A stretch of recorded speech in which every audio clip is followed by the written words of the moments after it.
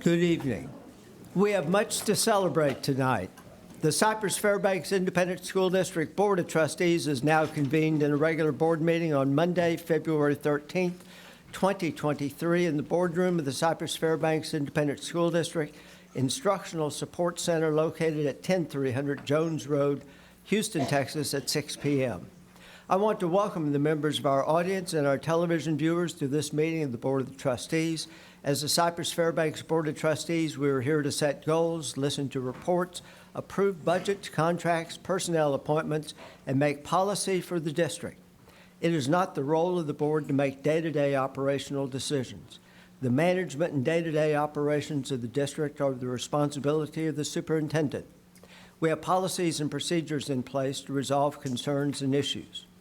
This is a public meeting of the Board of Trustees, not a meeting of the public. The meeting is open to all who wish to attend and hear the matters discussed. Audience members may not participate in the meeting outside the designated agenda items for citizen participation or public comment. Disruption of the meeting by any person, including the audience, is inappropriate and will be addressed by the board president or the board's counsel as a meeting parliamentarian. Continued or repeated disruption of any board meeting by words or actions may result in removal or loss of the privilege to attend the meeting. Prior to this meeting, board members received information related to items on tonight's agenda. Agenda items will not necessarily be handled in the order listed on the notice. During the course of this meeting, the board may determine that a closed session is necessary.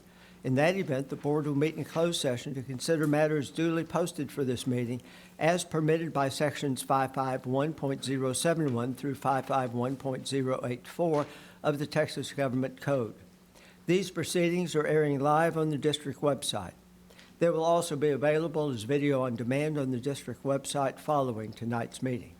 For the video to adequately reflect the proceedings, I respectfully ask that you please refrain from talking while others are speaking and make certain your cell phones are turned off or happen to be in silent mode.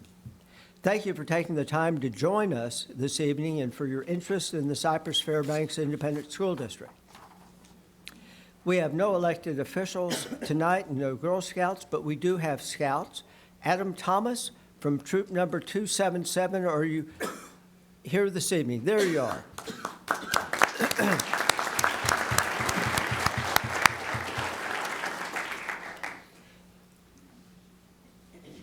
At each open meeting of the board, patrons who have registered in accordance with the procedures established by BED regulation may address the board during the designated agenda comments period prior to the board's consideration or action on the item.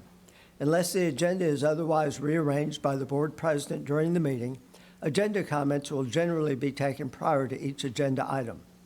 Also, in accordance with the procedures established by BED regulation, patrons may address the board during citizen participation on any matters of interest or concern that are not posted agenda items. Unless the agenda is otherwise rearranged by the board president during the meeting, citizen participation will generally be held after reports and action items. For detailed information and instructions on registering to speak under agenda comments and citizen participation, please go to the district website at www.cfisd.net. Patrons who have registered to speak this evening may see the orders of name listed on the screens to your right and to your left. Before your name is called, please move forward to sit in one of the two reserved seats on the front row to my right. The invocation for tonight's board meeting will be given by Dr. Patricia Ryan, Associate Pastor of Wynwood Presbyterian Church since 2006.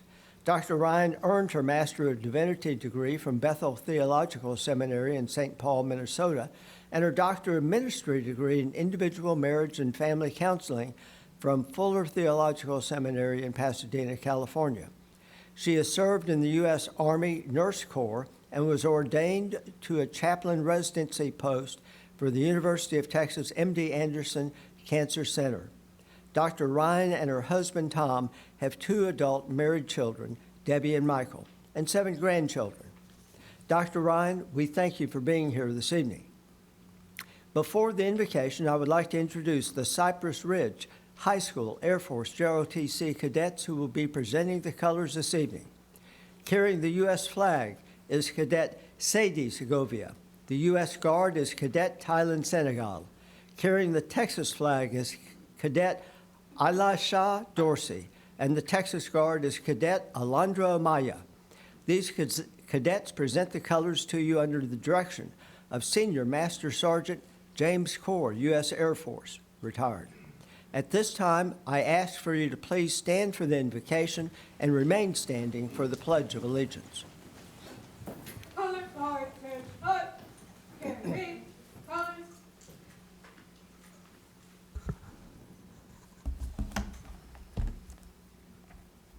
Thank you.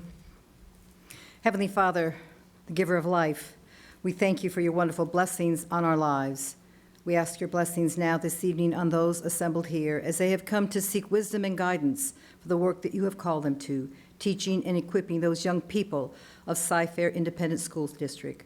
We thank you for this work that you have set before them tonight and would ask your protection on their work and on their decisions. We pray that you may empower them with their shared journey for the sake of future generations.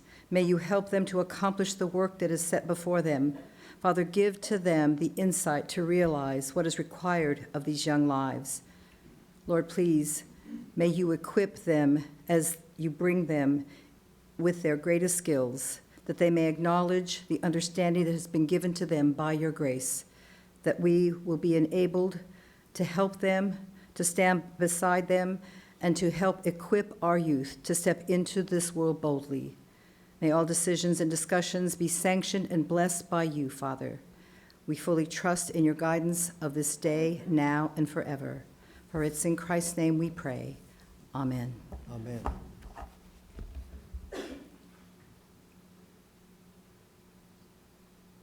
Forward, march.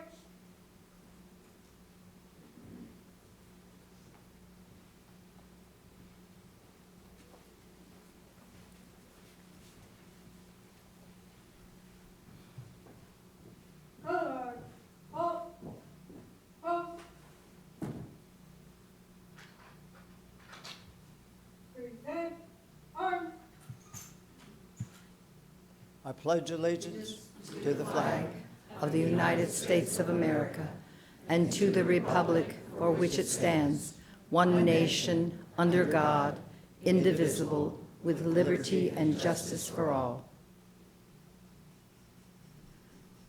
Forward, arms.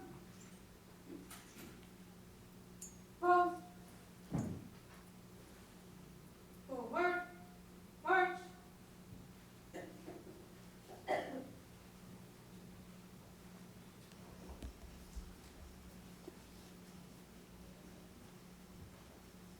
Please be seated.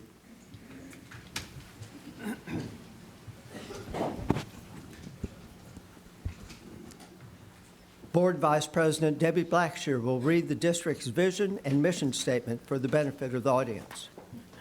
Our vision at Cyfair ISD is formed from the acronym LEAD, to learn, empower, achieve, dream, lead.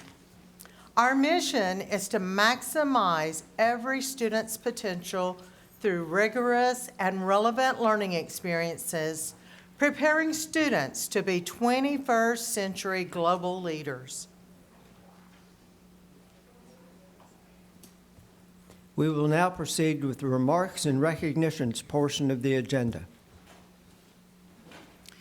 Thank you, Mr. President, trustees. CFISD started the year off right in 2023. Please enjoy this January recap video highlighting how our students and staff brought out the best.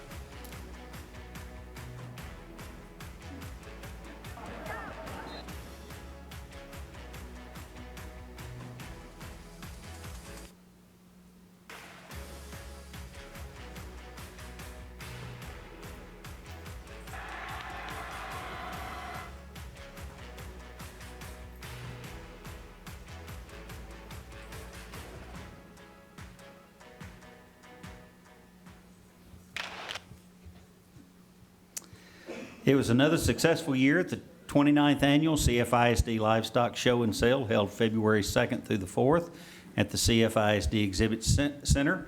In addition to officially dedicating the Mike and Darlene Gerard Arena, student projects generated an estimated total of more than $700,000. Please enjoy this video highlighting the event.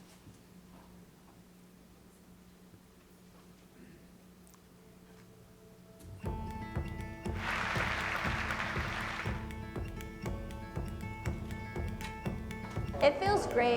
I'm proud to represent my chapter, the Cypress-Fairbanks chapter, and just make everybody happy and show my ag teachers all the work that I put in this year. This is a very huge accomplishment for me. I've been showing goats for 3 years now, and this is the only show I've really only ever wanted to win. You know, it's something I've been working for. It feels really amazing to win this because I've just put a lot of time and effort into it, and it's nice to see all my hard work finally paying off. And it's my senior year, so winning this show meant a lot to me.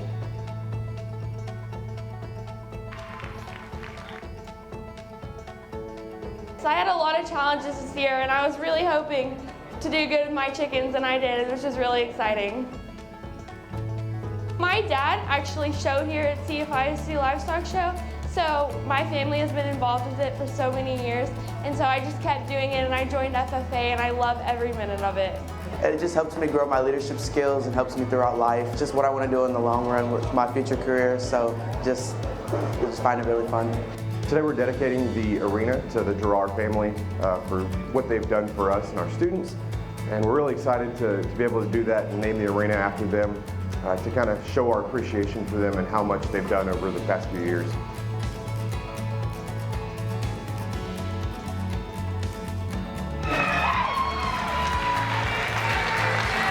This week is all about the culmination of months of hard work. Many of our kids put a lot of blood, sweat, and tears into their projects, and getting to see them actually come here and show that off to the judge, to their ag teachers, to other kids in the district means the world to me. The emotion and the support that you see from family and friends is just wonderful, and I wouldn't trade it for anything. Our reserve champion, Lisa Vick from Cyran. We love FFA!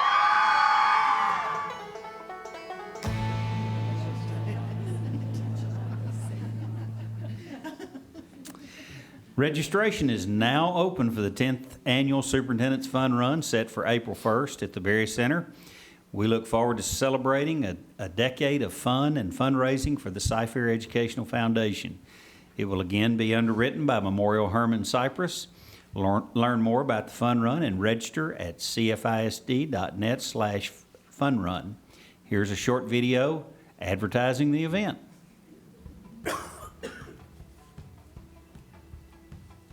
We've had 9 successful years of the CFISD Superintendents Fun Run. Now, we are celebrating a decade of fun and fundraising.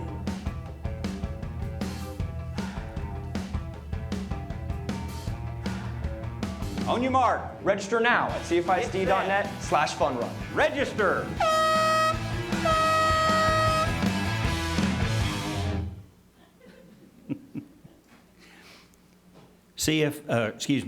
Since 1976, every U.S. president has officially designated the month of February as Black History Month, a celebration of achievements by African Americans and a time for recognizing the central roles and contributions of Black Americans to our country.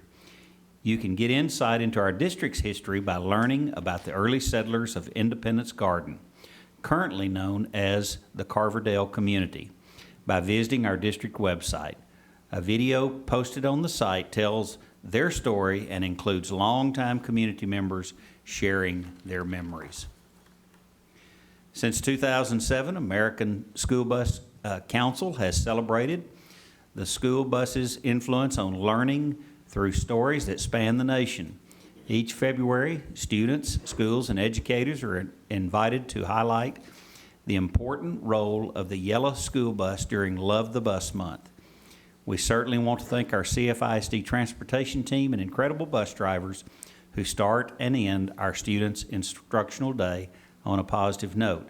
And just as a little side stat of our 118,500 students. Anybody know how many of them ride the bus on a daily basis?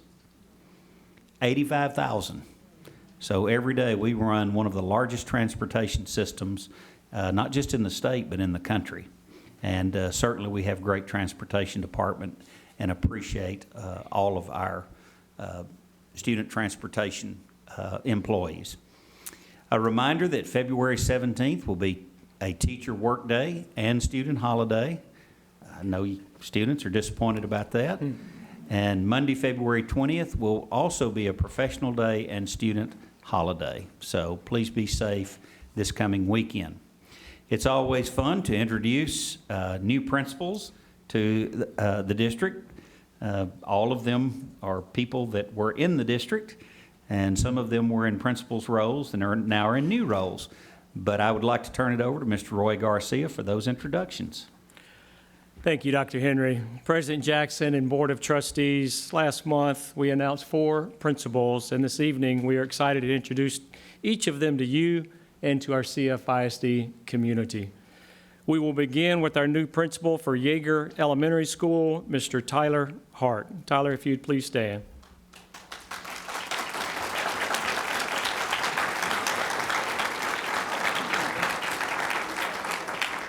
Tyler has been in the education profession for 18 years. He served as a 3rd grade teacher, an instructional technology teacher, and resource teacher in Henrico County Public Schools in Virginia. His 8 years of administrative experience include serving as the associate principal at Donahoe Elementary School in Henrico County and as an assistant principal at Woodard Elementary School the past 2 years. Tyler received his Bachelor of Arts in Rhetoric and Communication and his Master of Education in Leadership and Policy from the University of Richmond. Tyler and his wife, Melissa, have 2 daughters, London, who is a freshman at Cypress-Fairbanks High School, and Ruby, who is in the 5th grade at Woodard Elementary. Outside of work, Tyler loves to play golf or attend any sporting event in person, like the Astros, Space Cowboys, and the Cougars from the University of Houston. However, Tyler shared that most of the time he and his wife stay busy with the mom and dad Uber business, taking their daughters to all the volleyball, dance, and National Charity League events. Please join me in congratulating Tyler on his new leadership opportunity. Thank you all so much. President Jackson, members of the board, Dr. Henry, thank you so much for this opportunity. It's one that I don't really take very lightly at all. A year and a half ago, my family, we took a huge jump in moving from Richmond, Virginia, and uprooting our family, our entire lives from Richmond all the way to Houston, Texas. And I'm blessed that I landed here in the Cyfair district. I could have landed anywhere, not knowing this area at all. And big shout out to Susan Brands over at Woodard for taking a chance on a random guy from Virginia. And I'm blessed you did, because it's definitely just an amazing spot. One of my biggest philosophies on education is I want my students and staff breaking down doors to get into school and not out of school, and I'm excited to bring that excitement and passion to my school at Yeager, and bring that buzz to all my Yellow Jackets every day. And like Mr. Garcia said, I have my wife here with me, Melissa, and London, and Ruby. And Ms. Brenz came to support me, and then my amazing assistant principals over at Yeager, Kim Cutworth and Nicole Barnes. Thank you for coming too. That was very good. Thank you very much for having me. Can't wait to already get started. You know, we've already started, so we got to keep going. So.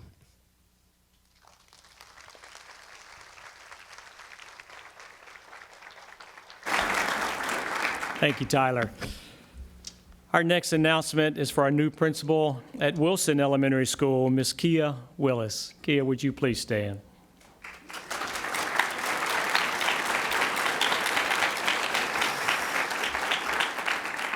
Kia has 22 years in the education profession. She was an elementary teacher in private schools for the first 9 years before starting her service in public schools as a 4th grade teacher in Klein ISD.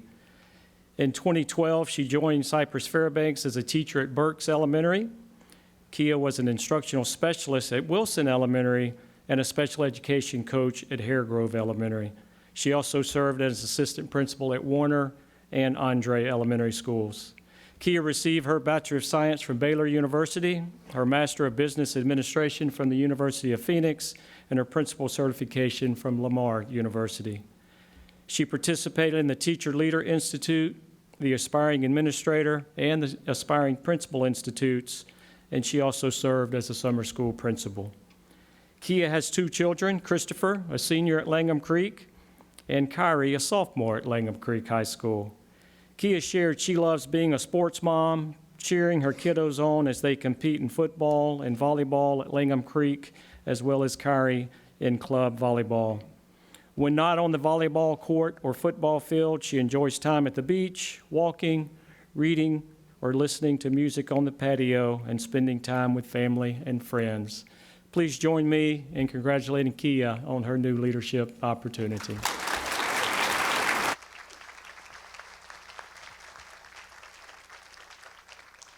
Thank you so much, President Jackson, Board of Trustees, Dr. Henry. I am just truly blessed, honored to have the opportunity to serve as principal of Wilson Elementary. It was just super exciting to come back to my Wrangler family over here.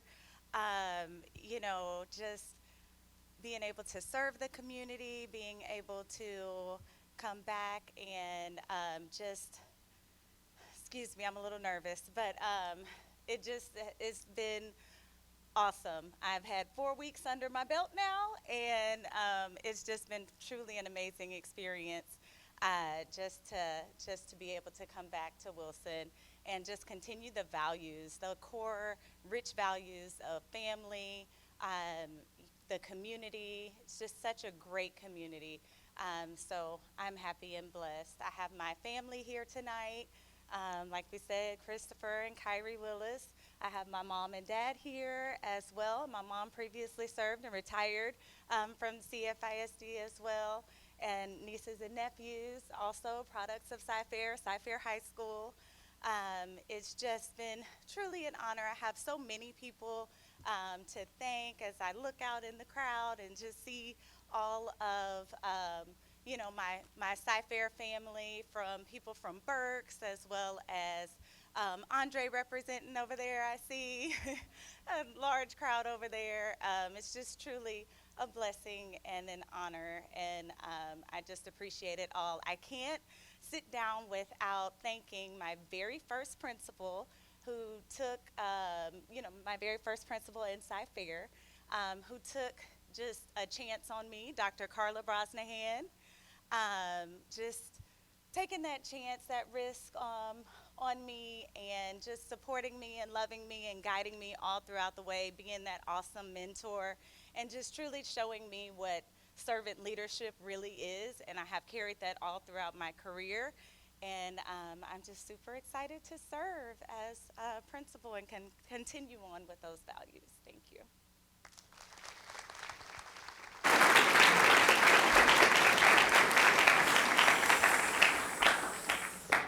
Our next announcement is our new principal at Hopper Middle School, Dr. Felicia Hayes. Dr. Hayes, if you'd please stand.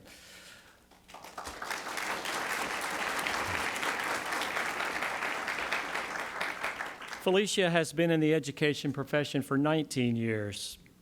And this is a first. I want to share this with you. I haven't seen this before. She started her service as a school bus driver for College Station ISD the 4 years she attended Texas A&M University. Her first teaching assignment was at Eisenhower High School in Aldine ISD as a social studies teacher. In 2009, she joined the Cypress-Fairbanks family as a government teacher at Cy Creek High School. She also served as a CFISD curriculum coach for 1 year before being selected as an assistant principal at Watkins Middle School. She served as a director of instruction at Watkins since 2016. Felicia received her Bachelor of Science from Texas A&M University, her Master of Education from Lamar University, and her Doctor of Education from the University of Houston. She participated in the Leadership Partners Executive Education Academy at Rice University, the Aspiring Principal Institute, and has served as a facilitator for the Teacher Leader and the New Administrator Institutes. Felicia has also served as a summer school principal and is a member of the Leadership Development Continuum Committee. Felicia and her husband Lanny have 2 children, Caitlin, a junior at Cypress Ranch, and Blake, a 7th grader at Smith Middle School. Felicia shared when she is not working, she enjoys watching her kids' sporting events and traveling with the family. Please join me in congratulating Dr. Felicia Hayes as the new principal at Hopper Middle School.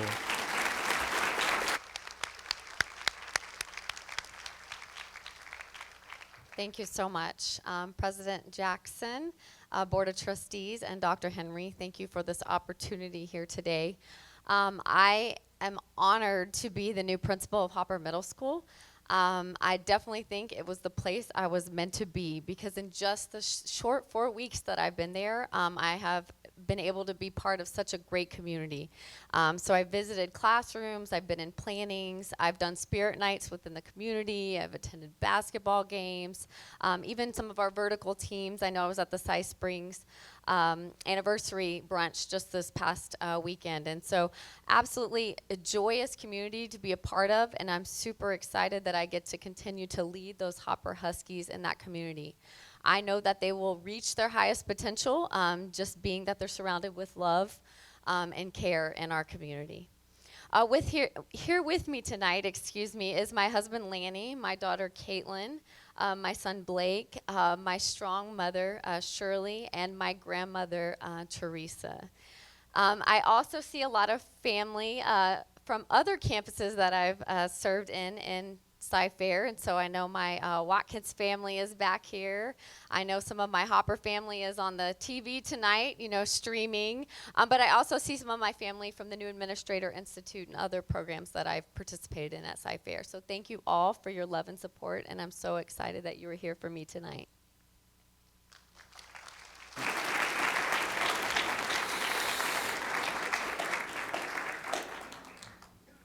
Thank you, Felicia. We will conclude our principal announcements this evening with our inaugural principal for elementary school number 58, Dr. Renee Silliman.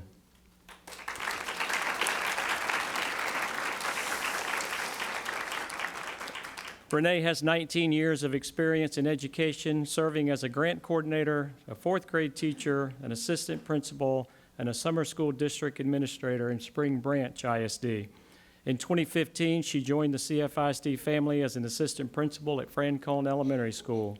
She also served as a summer school principal at Francone. She has been the principal at Hemingway Elementary School the past 6 years. Renee received her Bachelor of Arts in Elementary Education and her Master of Education in Administration from the University of St. Thomas. In 2019, she received her Doctorate of Education from the University of Houston. She also participated in the Leadership Partners Executive Education Academy at Rice University, the Region 4 Aspiring Superintendent and Leadership Academy, and is a National Association of Elementary School Principals Certified Mentor. Renee has 2 children, Ashlyn, a graduate from Langham Creek High School, who is a junior at the University of Mississippi, and Hudson, who is a sophomore at Langham Creek High School. Renee shared, besides spending time with my family, she loves attending festivals, concerts, and sporting events, especially college football games. Renee is a CFISD graduate. She attended Lowry, Libi, and was in the first graduating class of Cypress Falls High School. Please join me in congratulating Dr. Renee Silliman on her new leadership opportunity, and her start date is March 20th.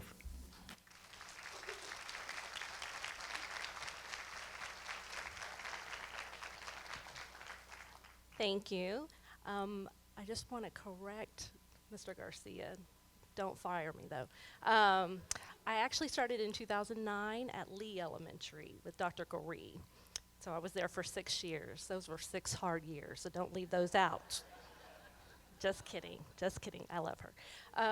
But President Jackson, Dr. Henry, Board of Trustees, I just want to say that 58 is going to be great. And I am so excited to be part of the magic of this new school in Cypher ISD. It is quite an honor to join an elite group of inaugural principals here in our district. I will say that it is bittersweet to leave my Hemingway family. Many of them are here tonight. They've been my family for the past 6 years, but I am very excited to have the opportunity to create a new family within the 58 community. I do have my family here tonight. I promise I have more than one family member, but I have my son Hudson here. He's a sophomore at Langham Creek. My daughter Ashlyn, like Mr. Garcia said, is a junior at the University of Mississippi. She better be studying right now. And then my parents just recently decided to move to East Texas, so they are celebrating with me online tonight. I want to say that I've had lots of role models and mentors in my life. Many are here tonight, and they know who they are, and I just want to thank them dearly. It is only fitting that tomorrow is Valentine's Day, and so I just want to say that I absolutely love this district that has essentially helped raise me and continues to love and support me through my desires to grow professionally. I want to thank you for this new adventure. It is a leadership opportunity that I don't take for granted. Thank you very much.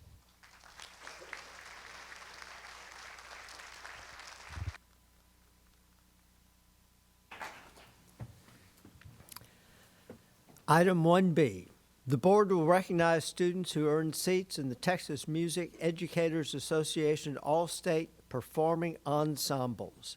The presenter, Joe Glass, CFISD Coordinator, Secondary Music. And before you start, sir, we have potentially 45 students here tonight. We're going to do something a little bit different to show that the board fully supports our fine arts program and the concept of full and complete comprehensive high schools. I'm going to have each of the board members go down to shake the hands of the students. And so each board member, you'll have about 6 or 7 students, and then the next will go down. Gilbert, you'll have to choose if you're going to use your sling or your hand, but I'll leave that up to you. And Mr. Glass, the microphone is yours, sir. Mr. Henry, if you'll go ahead and go down. Oh, we do have a speaker first. I'm sorry. Tanner Lamb.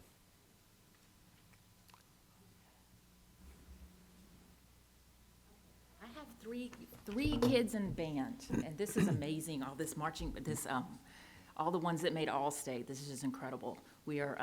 I'm actually a third-generation Cyfair band kid.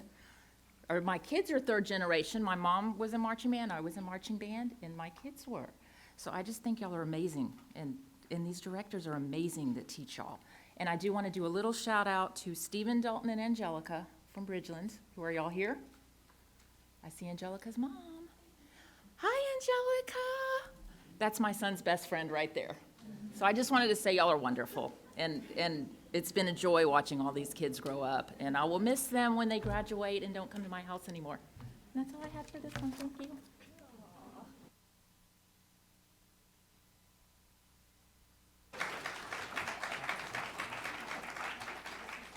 That probably will not be the only agenda mistake I make tonight, but you'll have to stay tuned to see where the next one happens. So, Mr. Henry, if you'll go on down, and you'll be on stage left, audience right. Good evening, Dr. Henry, Mr. Jackson, Board of Trustees. My name is Joe Glass, and I serve as the coordinator of secondary music for our fine district. Tonight, we are honoring 45 outstanding music students who earned recognition from the Texas Music Educators Association this year by earning seats in the All-State Band, Choir, and Orchestra. This is the highest individual honor a high school student can achieve in Texas.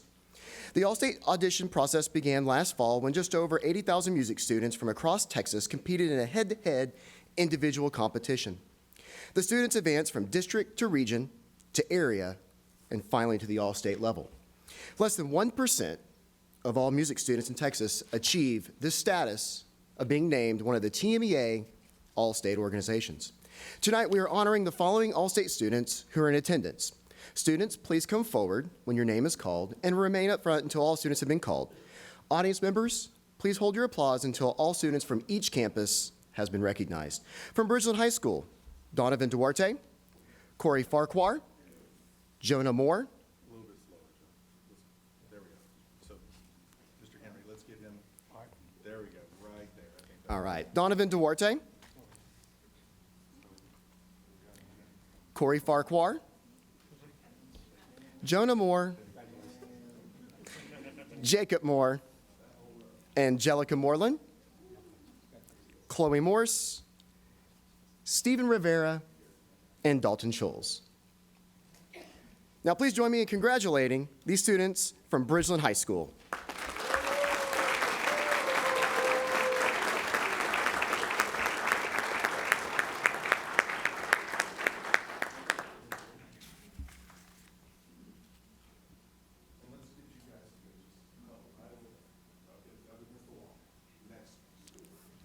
From Cyfair High School, Aaron Anthony, Adrian Astorga, Jordan Hammer, Connor Hounshell, Reagan Landrum, Alina Manasco, Noah Navarrete, Nathan Paulino, and Justin Petrie. Please join me in congratulating the students from Cyfair High School.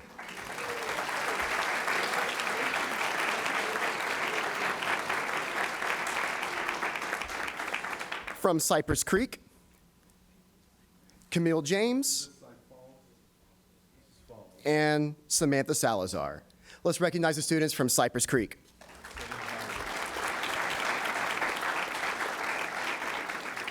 The students from Cypress Falls High School, Areem Choi, Hannah Clegg, Gabriel Gutierrez, Ashley Hernandez, Toby Hogue, Natalie Kolb, and Julia Starr. Help me congratulate the students from Cypress Falls High School.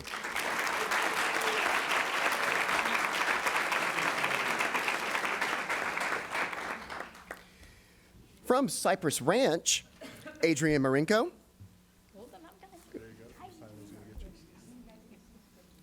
Austin Merlot, Avery Souther, and Caden Stamp. Students from Cypress Ranch High School, congratulations.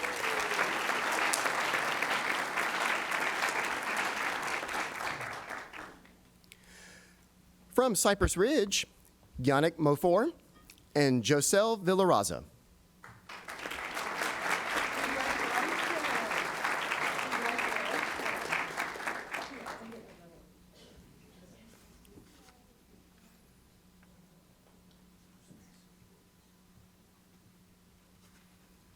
From Cypress Woods, Travis Allen, Trevor Brutka, Grant Finstad, Seth Hudson, Richard Fan, Audrey Schmid, and Tara Tran Hu. Congratulations to the students from Cypress Woods High School.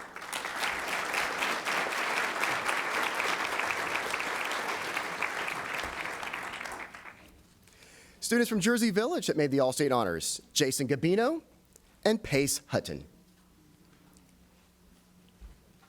Congratulations to the students from Jersey Village High School.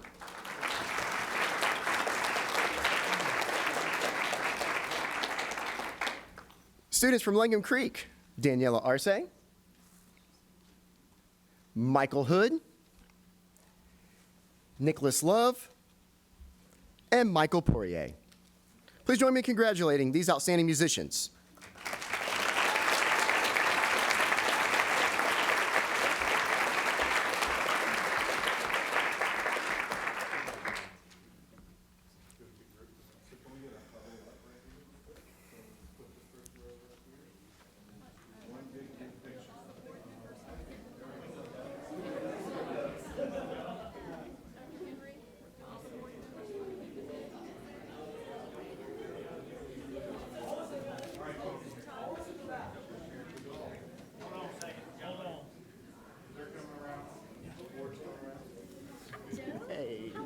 Congratulations. Oh, thank you. That's fun. You should get in here.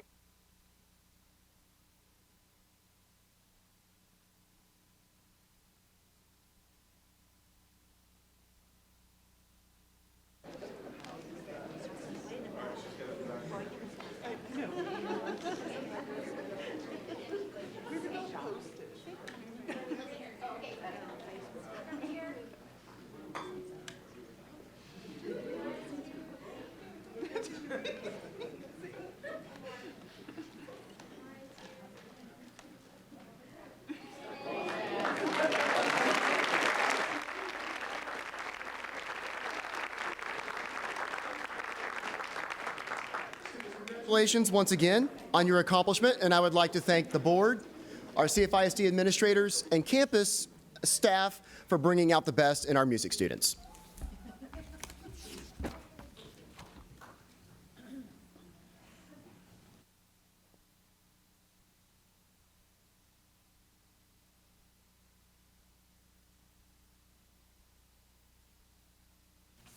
Item 1C, the board will recognize Bridgeland High School Choir Director Christopher Ferroni for receiving a State UIL Sponsor Excellence Award. We have one speaker on this topic tonight, Tana Lamb. The choir kids, and especially Chloe, because I know you from swim. So yay for y'all. Okay, Mr. Fiorini, he's wonderful. I hope y'all all saw Bravo, because it was amazing last weekend. But he is such a good teacher that he has a lot of band kids will take music theory because it's an AP class, and he excited them so much last year that he got my son to try out for varsity choir his senior year of high school and make it. So you have the only band choir kid right now, and he loves it so much, and Mr. Fiorini is so wonderful. Miss Noel and Mr. Fiorini's wife who filled in last year, right, in music theory, right? So I just wanted to come up here and shout that out because it was just really amazing, and that show was incredible.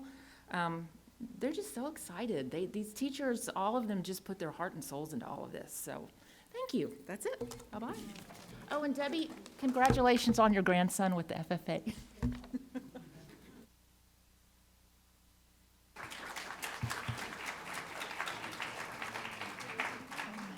The presenters will be John Morrison, CFISD Director of Fine Arts, and Dr. Bradley Kent, UIL Music Director. And Debbie Blackshear, if you'll step down to help also in the recognition process.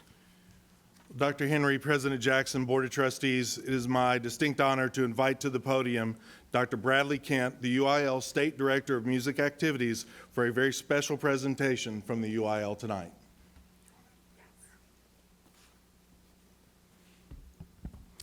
Thank you, Mr. Morrison. Thank you, Dr. Henry and the Board of Trustees for the opportunity to be here with you tonight to celebrate one of your outstanding teachers.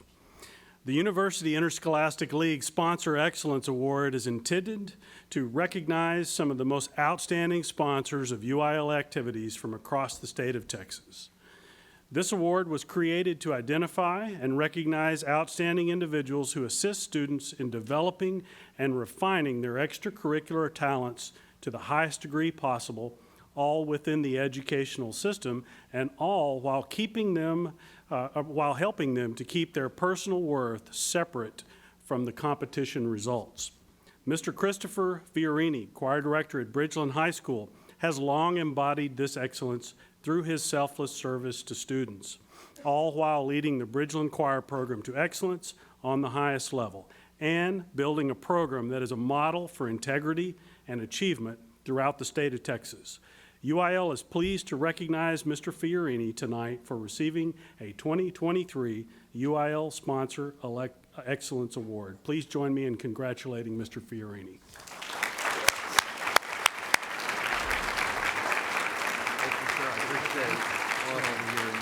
Yep.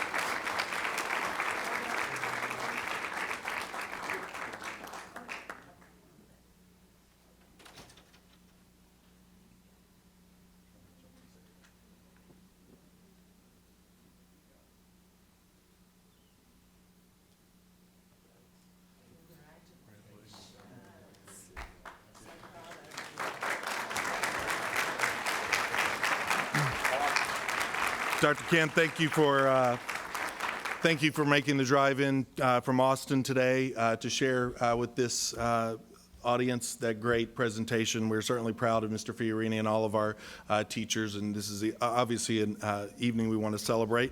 I noticed that Mr. Fiorini's wife is here and family has joined him, and want to thank them and recognize them for attending tonight. So thank you.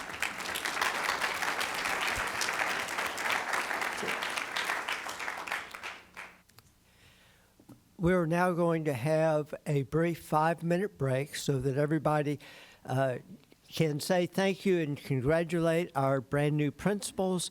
as well as our outstanding choir director and as many of the all-state students as you're able to find in 5 minutes. So we have a break now.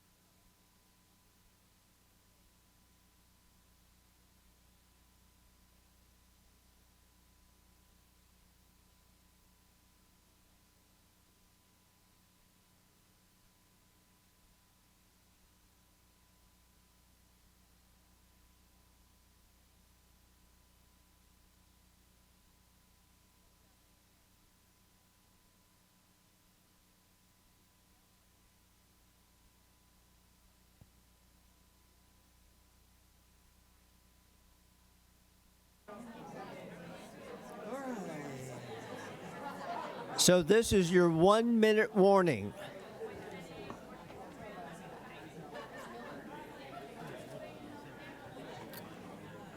And it may not even last a full minute.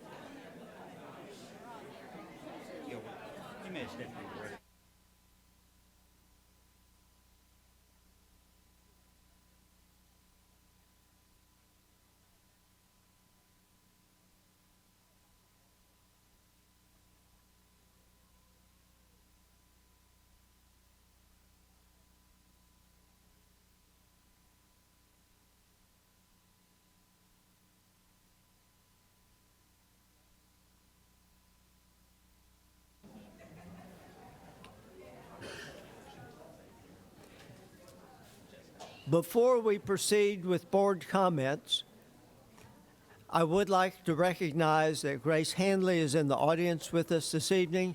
She represents Representative Dr. Tom Oliverson's office. We're always glad to have you present here tonight.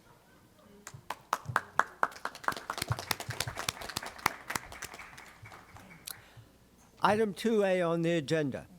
Board members may make comments during this portion of the agenda regarding schools visited, meetings and conferences attended, district and community events and initiatives, or continuing education. The board may not take action on items discussed. Let's start on the right. Mr. Henry. Thank you, Mr. Jackson, and good evening, and welcome to everyone here. This past month has been filled with some exciting events. One of them was a livestock show that I was privileged to attend. Not only seeing the dedication to a great couple, but to see students participate in the old profession that's exciting. Farming and ranching is all key for us, especially me. I like to eat, but being a descendant of one of the largest cattle ranches, started in Texas back in the 1800s. Our family had moved to Texas, and also started moving cattle from Texas, Missouri, and California. It gives me great pride in knowing that this profession will live on with these people and with our kids. Also took some time, my own time, and visited the state capitol. I was very fortunate to meet with the governor's office, state reps, state senators, along with their legislative directors. It was good to understand the bills being filed, the bill's intent, and to provide some perspective from my personal point of view. I plan to be in Austin once a month and continue to advocate and build relationships on bills that are important and relevant to our community. One of the also joys is visiting schools on a regular basis. Visiting schools allows me to see firsthand the work that's being done to educate our students. I'm also observed the classroom instruction, talk to teachers, administrators, and see the facilities and resources our students have. This information is invaluable to me as I make decisions on behalf of this district. But visiting schools is not only important to me as a trustee, it's also important for our community. When parents, community members, and business leaders visit schools, they gain a better understanding of the challenges and the successes of our school district. They see the dedication and hard work of our teachers and staff in providing a high-quality education to our students. I'd like to encourage everyone to take advantage of this opportunity to visit our schools. Attend a school board meeting like you're here doing today. Set up a tour, maybe attend an open house, or maybe an choir event like we heard tonight. Seeing our schools firsthand is the best way to understand the needs and the progress of our students of our educational system. One of my visits, I visited Woodard, and I met one of the testing coordinators. It was a great visit because she talked about the great deal of effort she put in to personally break down the STAR test. Her thoughtful attention to details and the information was provided was way above what I've seen anywhere, and it's great, and I commend her for her great efforts. Also, I would like to commend you to visiting schools and keep me informed on the progress. Ensure all of our students have a high-quality education. Together, we all can make a difference in the lives of our students and our community. Also like to leave on a very inspirational note. And this was an anonymous quote I heard this week at a kickoff meeting. It says, "Sometimes we've come to believe that greatness is only for the chosen few, for the superstars. The truth is, greatness is for all of us. It's not about lowering expectations, it's about raising them for every one of us. Greatness is not in one special place. It's not in one special person. Greatness is where somebody is trying to find it." I want to thank you for your time. I want to thank you for tonight, and have a great evening. And as a PSA, don't forget tomorrow is Valentine's Day. Thank you. Dr. Blasingame. Thank you, everyone, for participating tonight, and it's really great to celebrate so many incredible achievements of students and adults in our system. Faith, hope, and love, and the greatest of these is love. And so I'm sending love to all of our teachers and our campus staff, our departments, leaders, drivers, servers, fixers, thinkers, and Valentine's Day. Thank you for loving our CFISD students well. As Maya Angelou, my favorite poet, during Black History Month and every month, she has said, I've learned that people will forget what you said, people will forget what you did, but people will never forget how you made them feel. And that is what I know that our staff in our schools and here in all of our facilities is able to do. Thank you for what you do to build appropriate and encouraging relationships with our students, to build hope in them.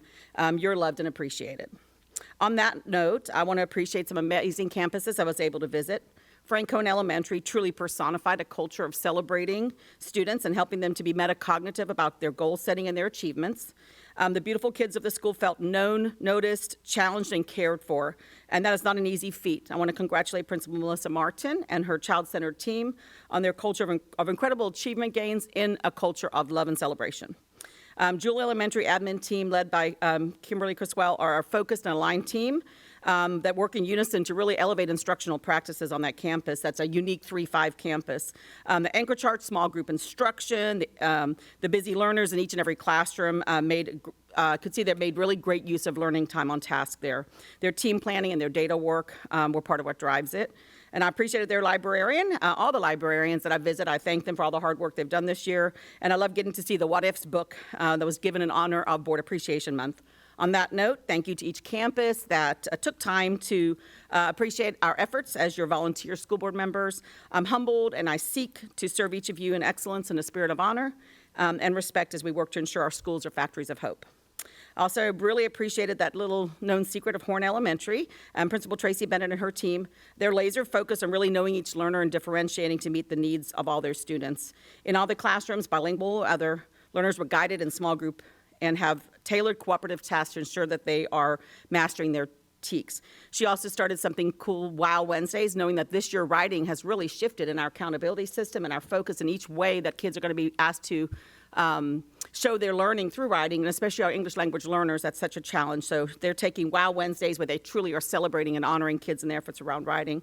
And also in all these classrooms, seeing lots of intervention going on, some in the classroom, some out of the classroom, making sure each kid is known and that we're meeting their needs. I also appreciated seeing that book, The Hamsters Make Terrible Roommates, there at that library. This was really exemplified in the smart leaders at our coordinated team making a difference. With this kind of hard work, this culture, this pedagogy, the extra supports, I'm confident that we can figure out how to close the achievement gap we have in reading. On our TAPER report Thursday, we really could see that we still are struggling to make sure all our students are reading on grade level.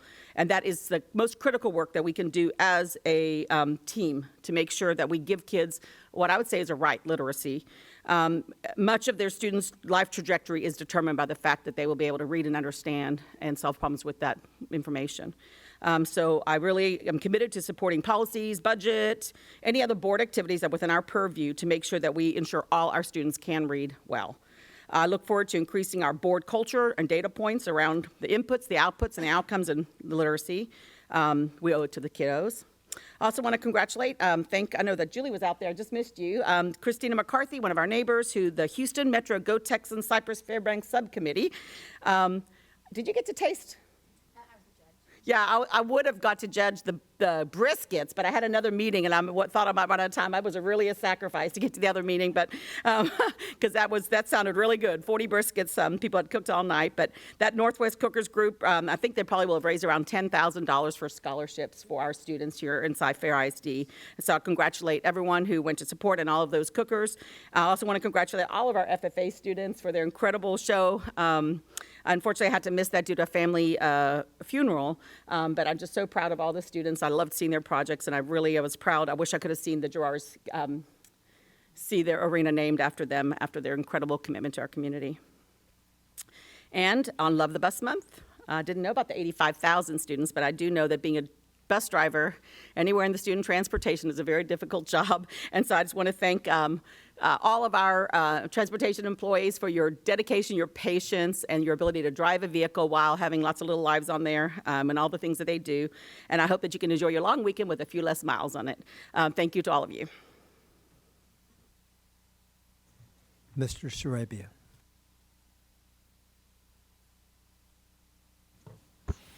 Welcome everybody here tonight, and congratulations to the award winners tonight and also the newly named principals. I'd like to give a little bit of background. I'm in the sling right now, so I got hit with the baseball. It's not the first time, so pardon my attire. It's been a struggle here for the last few weeks to get anywhere without having to wear a tire that you can slip on. So that's where I'm at. I mean, I've been hit in the neck, the forehead, every part of the body. Who knows? But this one got me in the arm, and it's a little headache right now. So my apologies for missing the board meeting as the cow on Thursday as well. There were two. I had to let Tom know I wasn't feeling up to it at that time. I did get a chance to go out to the livestock show this year. I couldn't stay long, of course, for everything going on, but it was very eventful. Everybody's out there. Everybody was moving and cooking, and it was a pleasure seeing everybody out there and contributing to what is a successful event. And for those who are not familiar with it, and Debbie, I'm sure will elaborate on it, I asked her this question 2 years ago. Debbie, and I'll ask it again. Does any other district in the state that you know of does something as far as what we do there? Gilbert, we have not only the biggest school show, FFA school show in the state of Texas, but probably in the country. And we have the best facilities, bar none. And that's the answer I wanted Debbie to elaborate on, and to the administration and everybody else who helped put that on. And Denise, I mean, kudos for the outstanding job you do on the scholarships given out yearly and all the hours that go into the work of the students and stuff. I can't imagine how they do it though, but it's a great job done.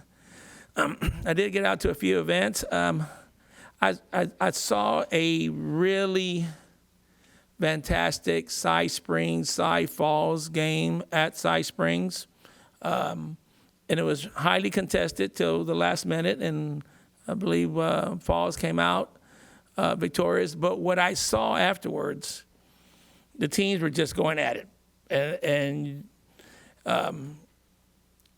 the camaraderie, the friendship between the players after the game was outstanding. And I was looking at them right behind the benches. I'm looking at them, and they're shaking hands, and the coaches hugged each other for a game well played. And that in itself is not only the game, but how you show your students the right way, how to do things and stuff. So that was even so satisfying, and seeing that you can play the game but still remain friends afterwards and stuff. And that's what we need more in this district here.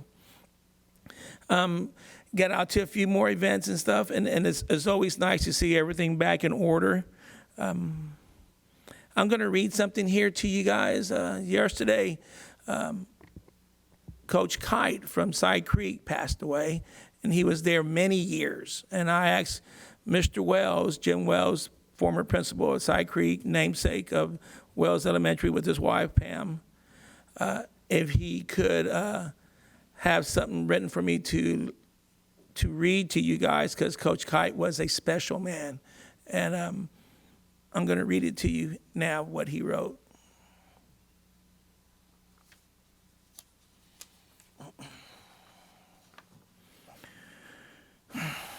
The entire Side Creek community was saddened to recently learn of Coach Randy Kite's passing. For the past 2.5 years, Randy has fought cancer, a battle that he lost. This past Sunday, Randy began his career as a teacher and coach in Spring ISD, where he served as an assistant at Spring High School before becoming Westfield High School's first boys varsity basketball coach in the early 80s. He had the distinction of playing basketball for the legendary Guy Lewis at the University of Houston during his college years. After a brief hiatus from teaching and coaching, he re-entered the education field as a teacher and head girls softball coach at Cypress Creek High School, where he stayed for over 20 years, amassing over 400 career victories before his retirement 2 years ago due to his illness. He was regarded as one of the best softball coaches in the state. Randy has been married to Coach Kathy Fling, Cypress Creek's highly successful girls varsity soccer coach for 15 years. During their time together, their careers at Cy Creek paralleled each other. Kathy and Randy were inseparable and were each other's biggest fans. They were also both loved and respected by the entire Cy Creek community for their contribution in providing two of the top girls programs in the Houston region and state. Not only was Randy an outstanding coach, winning a record number of games, but he was also a good man who won multitude of hearts, endearing himself to all who knew him during his career. His legacy will leave behind an enormous imprint on the minds and hearts of all of those who knew him, who worked with him, or were lucky enough to have been coached by him. He will not be soon forgotten. Coach Kite was and is a great mentor for our community. I talked to a few of the young ladies that he had coached since yesterday and who have gone on to coach themselves at high schools and other teams and stuff. I've been to many of high school games there at Cy Creek, many events at Cy Creek. When I walked into that gym, if they weren't at soccer or softball, you would see Coach Fling and Coach Kite at the scorer's table doing the basketball or the volleyball games.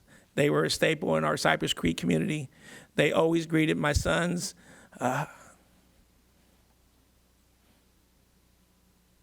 like their own. Has been, you could almost count after any event there at Cy Creek going over to Del Pueblo, as many of y'all had, after the football games, basketball games, baseball games, softball games, whatever it was, and they were there at the front. Always there with a smile on their face, and then with their grandkids next to them later on, with shaking your hand and greeting their students wherever they may be at. My son's part of the rodeo barbecue now, cook-off. He said, Dad, Coach Kite and Coach Fleen came to our tent many times with all the Cy Creek kids there and was just part of the event and stuff. So prayers to Coach Fling and to Coach Kite's family and the community. Certainly a gentleman, will be missed.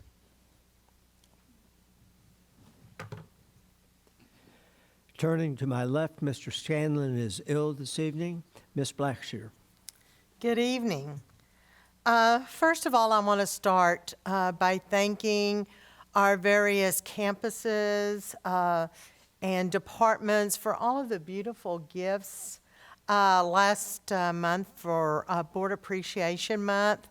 I think what always excites me the most are the donations of books to the school library, because I am an avid reader and I love to know that there's now a book in our school library that's donated in my honor. And there were pictures and food items and just so many gracious gifts, and I thank you so much for those. Next, I would like to introduce some ladies. I know one is here. I was contacted last week by three women who are in a master's program from Texas Tech that needed to shadow a board member. Danita Glogowski, will you wave to everyone? Danita was here Thursday night. Is Ashley Gilman here? There's Ashley in the back. Be sure you see me before you leave. And Patricia Cotter, And there's Patricia. So glad to have you tonight at our board meeting. And I have to tell you, my son did his master's at Texas Tech, so guns up. I want to congratulate all of our Cyfair ISD livestock students. I'm so happy that so many of the board was able to attend a portion of either the show or the sale. And if you've never done so, it is very amazing. The greatest thing is sometimes when y'all want to give me, say, a half hour to speak, I'll be glad to tell you the story of how we combined the 5 high schools in the beginning to make one show instead of 2 separate shows, and how that has grown from there, and how that facility has grown from there and been expanded. You know, when we made when the board at that time, and I think that goes back to the Ron Graham and I can't think of some of the others, days of being on the school board. It was long before my time. You know, we wondered, would we have enough students going forward for an agricultural program in the FFA and Cyfair, because we're a growing suburban district. And little did we know how that program would grow and continues to grow. Dr. Macias, how many students exhibited animals or projects at the show? Do you know? I know there were almost 300 pigs. There were about 300 pigs, and some of the kids had multiple projects as well. Right. I don't have a number with me, but we had more kids than we've had before. Yeah, probably around 450 maybe? At least. At least. So you can see how this program has taken off. And my boys were involved in it, and now my grandchildren.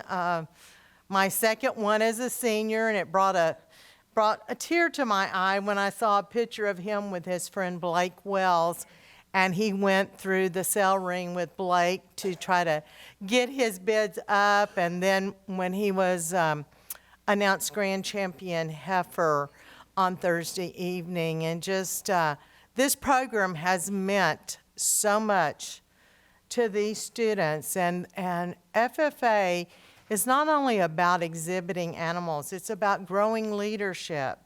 It's about growing ethics. It's about growing skills and knowledge, not, you know, like my grandchildren have done meat judging.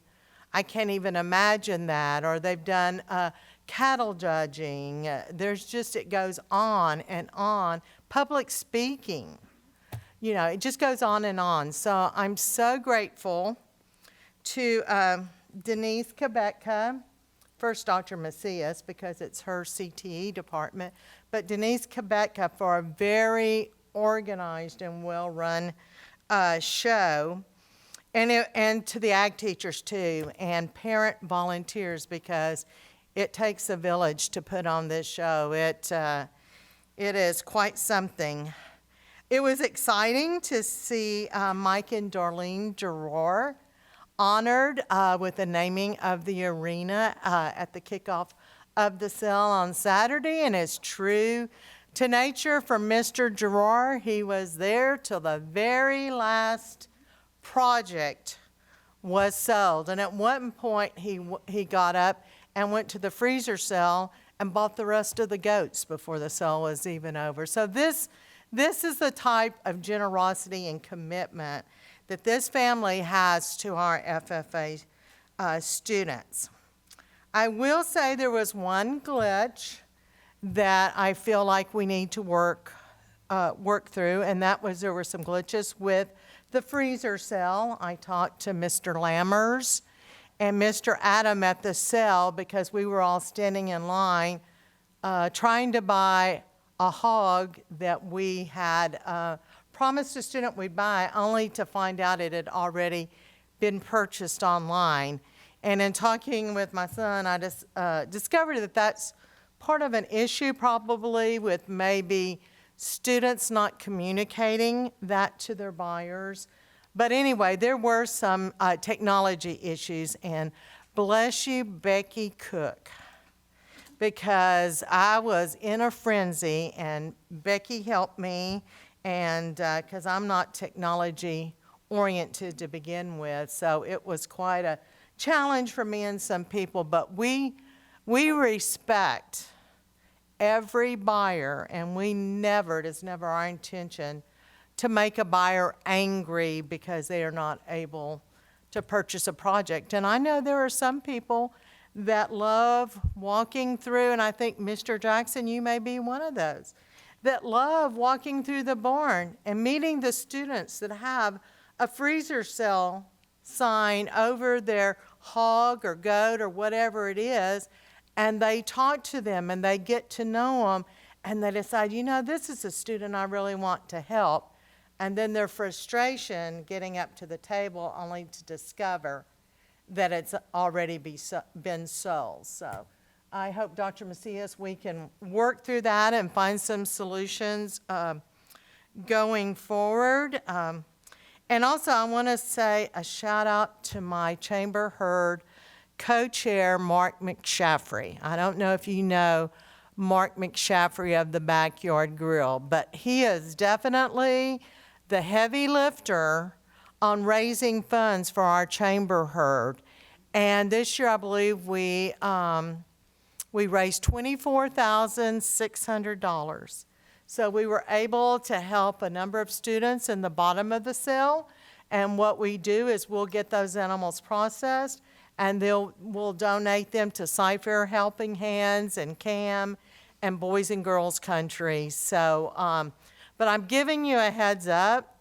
Next year is our 30th year, isn't it, Dr. Macias? It is. And Mark has already set a goal of raising $30,000. So be prepared to hear from one of us, because we're going to be raising even more money than before. And then finally, just thank you to our bus drivers. I mean, if you've ever done bus buddy duty, you know how challenging that position can be. And we appreciate you so much, and all you do to get our kids safely to their destination and then get them safely home. So thank you so much. Enjoy for those of you that have a long weekend, enjoy your long weekend, and we'll see you next March in the new building, Dr. Henry. Is that right? Good. So this is our last meeting here. No. Oh, and not till May? Oh, wow. Okay. Supply chain. Okay. Have you not heard that before? Thank you so much. Thank you for being here and caring about this district. Ms. Heineman. Thank you. Since the last board meeting, I have continued my weekly student mentoring at Cy Falls, Cy Park, and Cy Ridge High Schools. Attended the Superintendent Student Leadership Council meeting, where we have representatives from all 12 high schools. And in this case, we did a tour of the Berry Center and really got to see all the behind-the-scenes parts of the Berry Center, including the food distribution center that's housed at the Berry Center, which was really informative. Also was very proud to support the district rodeo art show, which we showed artwork from kindergarten all the way up through 12th grade. Many of our students were recognized by the Houston Livestock Show and Rodeo for their artwork. This was also a unique show in that also some of our life skills students artwork was also featured, and so those students were able to be celebrated along with their parents and got to take pictures with their artwork, and it was just a really great, wonderful event. The Nutrition Services had their annual food tasting event, which is a super fun time to come in and try all the new things that they're testing for our cafeterias. I attended the Cy Springs and Cy Ranch girls basketball game. It's the Battle of Fry Road, and it's very intense. Those girls' basketball programs are extremely strong. Our robotics staff held a competition at the Berry Center. We had teams from several high schools, and several of them are actually moving on to the Texas Region Championship with a chance to go to the World Championships. Just another example of how our CTE programs are extremely strong. The schools that are moving on to the state level are Cy Springs, Bridgeland, Cypress Ridge, Cypress Lakes. So very proud of them. Cy Ridge Theater production of High School Musical. So I got to attend that, and it was held right after school ended so that students could attend the production and then take late buses home. So what a clever idea, what a way so that for students to be able to see the show, because many students don't have transportation to come back to school after hours at night or on the weekends. But this way they could go straight from 7th period to the auditorium, watch their peers perform in a great production of High School Musical, and then they just got a pass to take the late bus home. So I thought that was just a clever way of including the student body in their theater programs. The Bobcat Vertical Horizons Showcase came next, and that was held at Cy-Fair High School. And so for our Horizon students or our GT students, they have a chance to show the projects they've been working on this year. And in this case, it was held at Cy-Fair High School, and it included students from Arnold Middle School, Hamilton Middle School, Adam, Black, Hamilton Elementary, I'm missing one, Danish. So it's neat for the elementary kids to be able to show their projects off in front of the high school kids and to actually, spend some time in Cy-Fair High School. Also attended the Community Connection with Cy-Fair ISD volunteers. This was an opportunity to share information about the district's legislative priorities and visited the Carlton Center. The Carlton Center specializes in serving our students with the greatest disabilities and includes a focus on vocational opportunities. I did support the Houston Metro Go Texans Cy-Fair Committee Cook-Off. I could not say no. I was a judge for ribs. I was burping barbecue for hours, and it was, I've never done anything like that before, and it was quite an experience, but it was a great opportunity to help support raising funds for scholarships for our students. Next up was celebrating the 50th anniversary for Jersey Village High School. Like, that's fantastic. It was the school did a great job bringing in alumni, educators to really celebrate the long history of Jersey Village High School, and it was extremely well attended. I also attended a signing day for student athletes at Cy Park High School, the elementary spelling bee. Oh, those words were so hard. I was very impressed by our elementary spellers. And then Cypress Ridge High School had their advanced academics banquet where they celebrated the success of their their scholars, their high achieving academic students. So students who had completed and scored well on AP test, our dual credit students, national merit finalists, et cetera, and the teachers who have inspired them.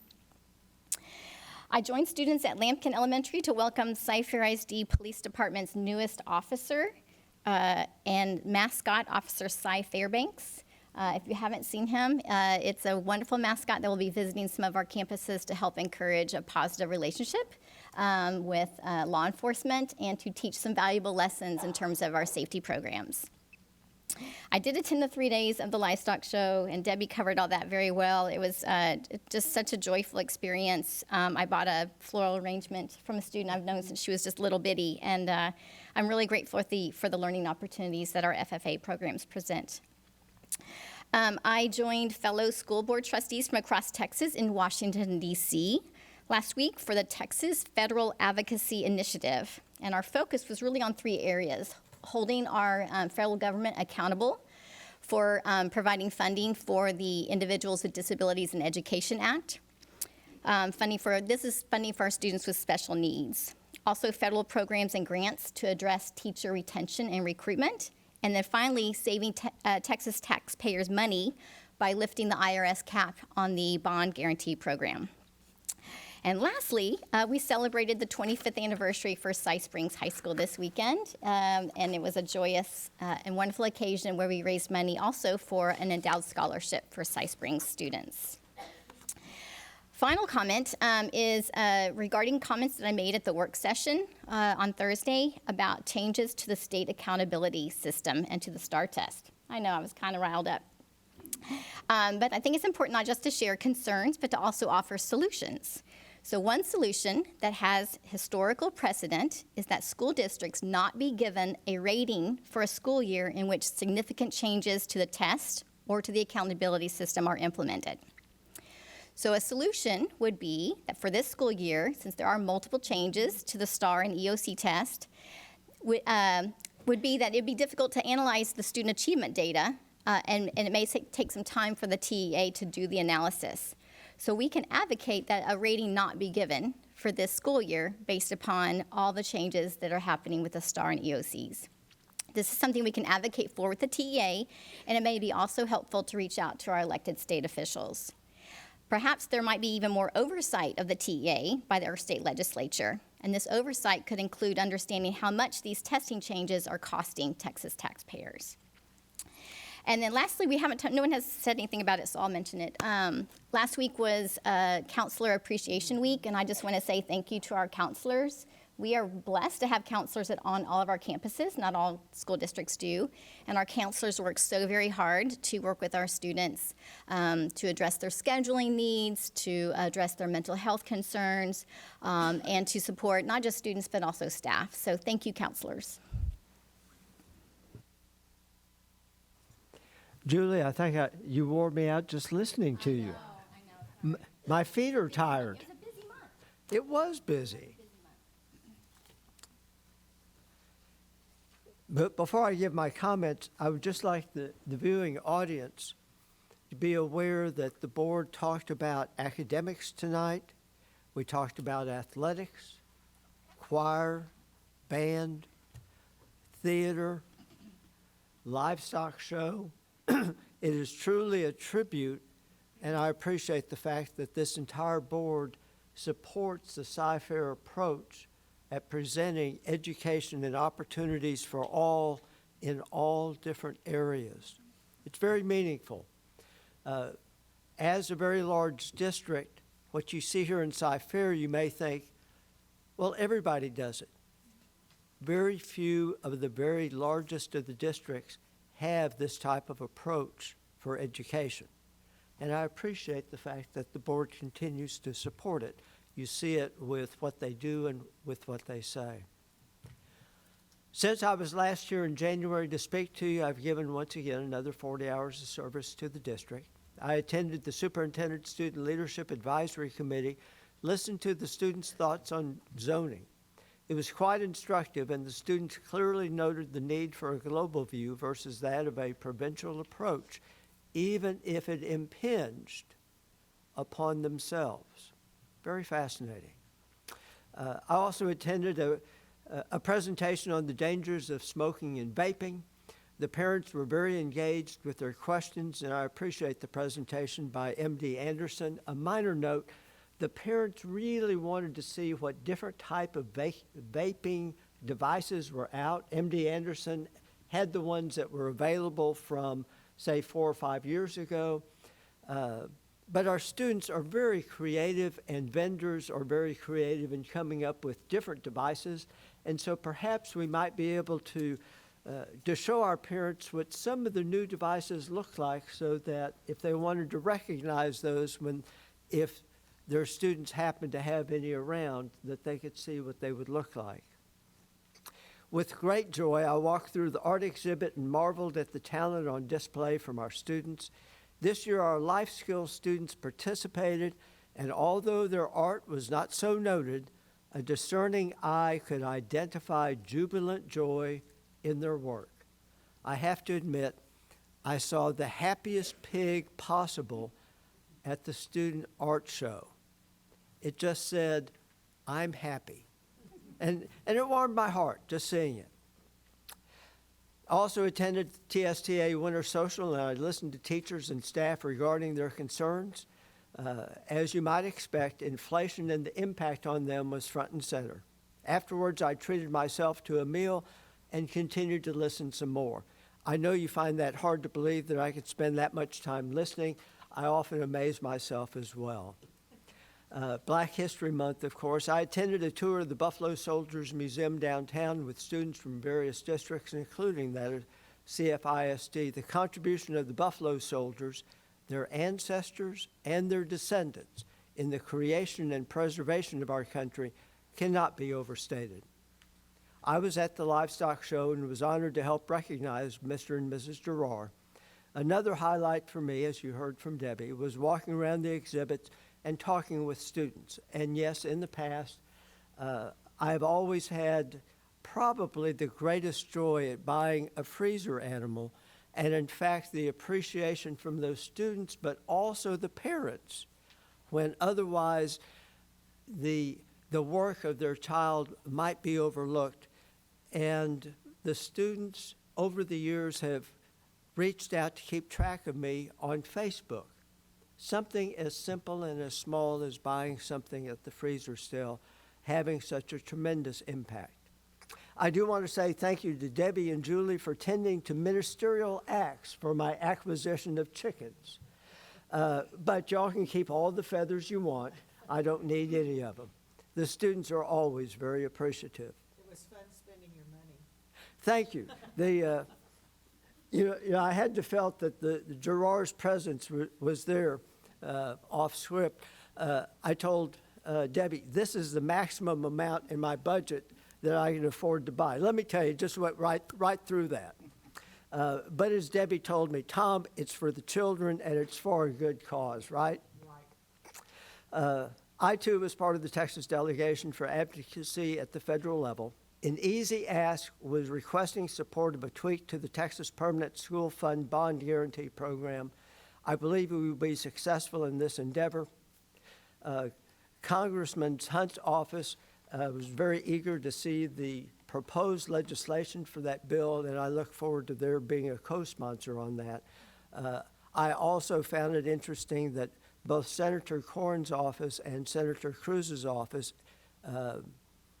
evidenced support for it, even though a Senate version of the bill is not yet available. And should a companion bill become available, I look forward to them being sponsors as well. An easy ask but a difficult fulfillment is Enhance of IDEA, Individuals with Disability Educations Act. An increase in funding on a per-student basis from 13%, which it currently is, to the congressionally promised 40% by the federal government was the ask. Let me tell you, it's not going to happen. As a representative from Senator Cruz's often asked, where do you want us to take the money from for this? As I have before, I suggested at each stop along the way, let's try a 10-year phase-in on this. Although the different representatives of their respective offices were appreciative of that type of concept, I have yet to see it enacted in legislation, but I have hopes. And of course, as Julie noted, a third major area focused on recruiting and retaining of teachers. An increase in funding under Title II of the Every Student Succeeds Act would be a benefit, as well as enhancement of the Teacher Quality Partnership Program. I would point out that our district participates in memorandums of understanding, some of which are in fact supported by the federal government. I am proud of our neighboring district. HISD is a lead in experimenting with different approaches. Those approaches that I believe have merit for application for our district should always be examined. Currently, once again, they are under the gun, and I wish them well, and I hope that they can keep their elected officials on their board of trustees. They, like us, have school choice. In their case, 30% of their students do not attend the school to which they are zoned. Further, they do not attempt to balance attendance by rezoning. They are roughly 50% larger than we are, and they have more than 3 times the number of schools. If we adopted that approach here, it would not be as a sustainable model that is both good stewardship as well as supportive academic attainment for all students. Thus, we are at a crossroads as we go forth. We can significantly reduce rezoning and embrace the HISD model and make easy choices. Or we can choose to make hard choices, which is more supportive of financial stewardship and opportunity for all students. but not easy to make. Tonight, I tip my hat to all of our art students and their teachers for enhancing creativity and joyful expression. I would also make a note. The Houston Chronicle today referenced our governor touting all-time high in Texas per student funding. That just as easily could have been Governor Abbott, UT grad, or Governor Perry, a Texas A&M grad. They both said the identical words. However, in the case of Governor Perry, Representative Wu's office pointed out that if you adjusted for inflation, funding on a per student had gone down. In this case, according to the Chronicle, the Legislative Budget Board for the state of Texas examined the analysis on an inflation-adjusted basis and pointed out once again that funding on a per-student basis is less now than it was in 2015-2016 time period.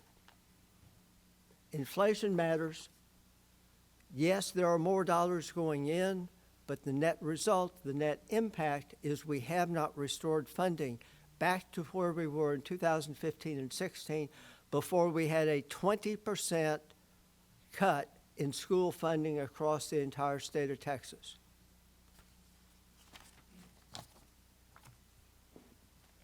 The public hearing and reports portion of the agenda were presented at the board work session on Thursday, February 9th, 2023.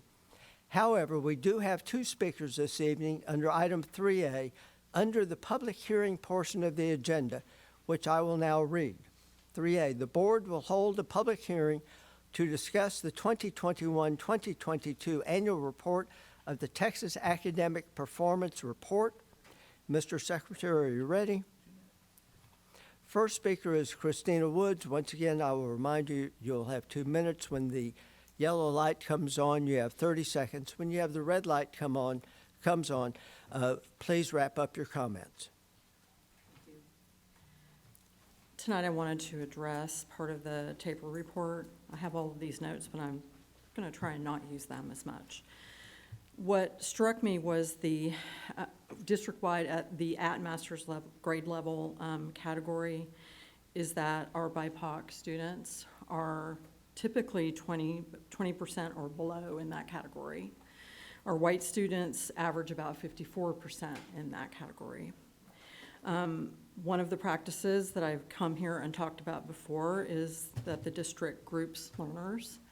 And often, to me, that is a segregation practice because kids that are economically disadvantaged, kids that are children of color often wind up in that bottom pool of learners.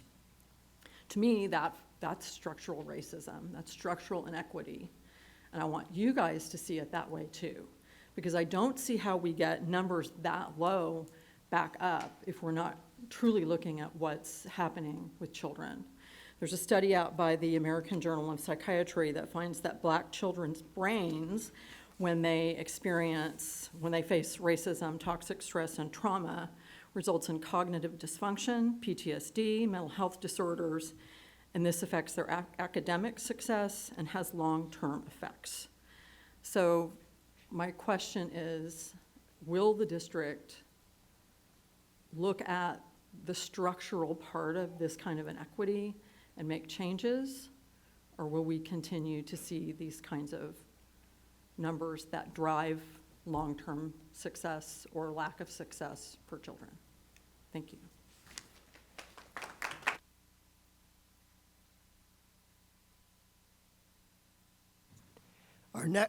Our next speaker is Jennifer Chanette. Good evening, everyone. I'd like to applaud CFISD on its A rating. I think that's honestly amazing for a district of this size. I took a look at the STAR test results for reading specifically, and the group of students who are listed as approaching grade level or above. Our Black and brown students are clearly behind, and this is concerning. Natalie talks often about literacy and her concern about what she calls a reading crisis. She has also mentioned the school-to-prison pipeline in the past. Lucas talks about discipline. He talks about repeat offenders, oftentimes referring to elementary school level. CFISD had an amazing, informative equity and culture audit conducted, Its goal was to guide the district regarding opportunity gaps and creating an equitable learning environment to ensure success for all students. Scott thought that report was a pile of rubbish. The report showed that our Black kids are suspended at elevated rates, which takes away from learning time and limits their academic potential. Meanwhile, we have books being banned, librarians and teachers aren't trusted, classroom libraries have been torn apart and looked at under a microscope. How do we expect literacy rates to improve for our Black and brown students? We need to take a good look at our discipline patterns. We need to trust our teachers. We need to study the inherent racism that is part of this nation's fabric. We need to take care of all of our students, not just the ones who look like us or pray like us or live in our neighborhood. We don't need more discipline. We need more compassion. We need the freedom to read. We need the freedom to discuss difficult topics. Thank you.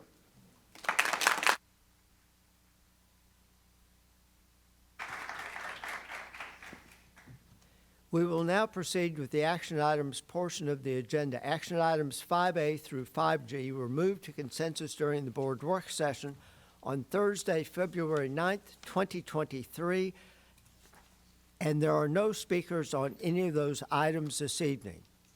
Accordingly, I will merely read these as presented. 5A, the board will consider approving the minutes of the January 12th, 2023 regular board meeting.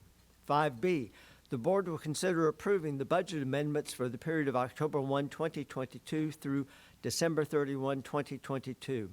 5C, the board will consider awarding bids and contracts and/or authorizing purchase orders as recommended in the posted agenda item 5C1, Career and Technology Equipment Repair Service.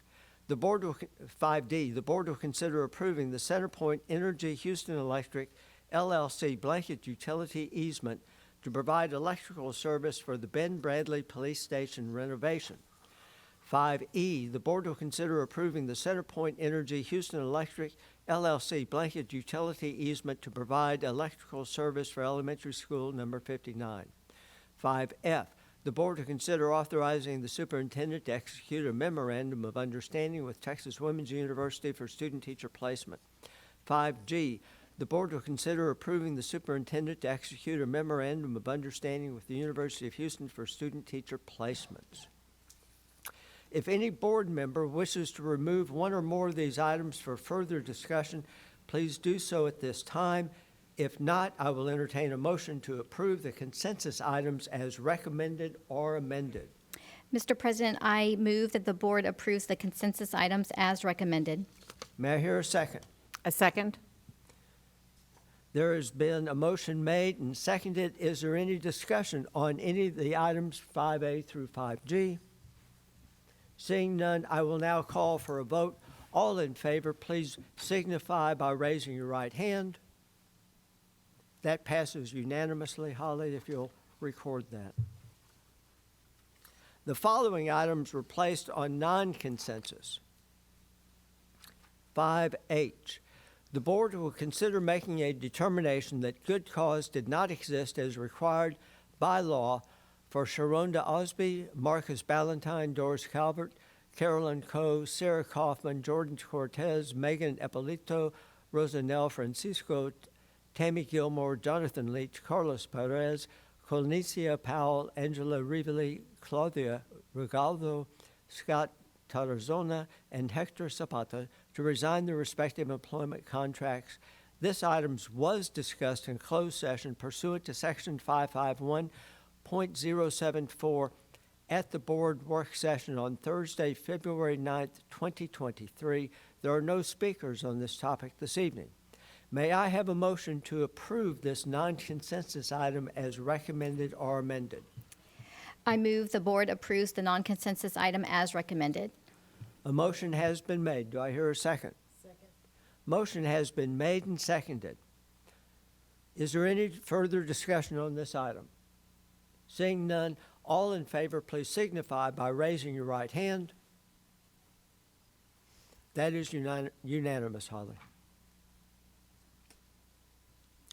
5I, the board will consider a Level 3 discipline appeal of a Level 2 Cypress Falls High School decision made by the Discipline Review Committee. This item will be discussed in closed session pursuant to 551.071 and 551.082 this evening. There are no speakers on topic 5I this evening.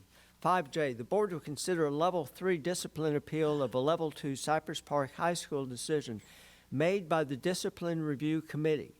This item will be discussed in closed session pursuant to Section 551.071 and 551.082 this evening. Once again, there are no speakers this evening on this topic. The discussion portion of the agenda was presented at the board work session on Thursday, February 9th, 2023.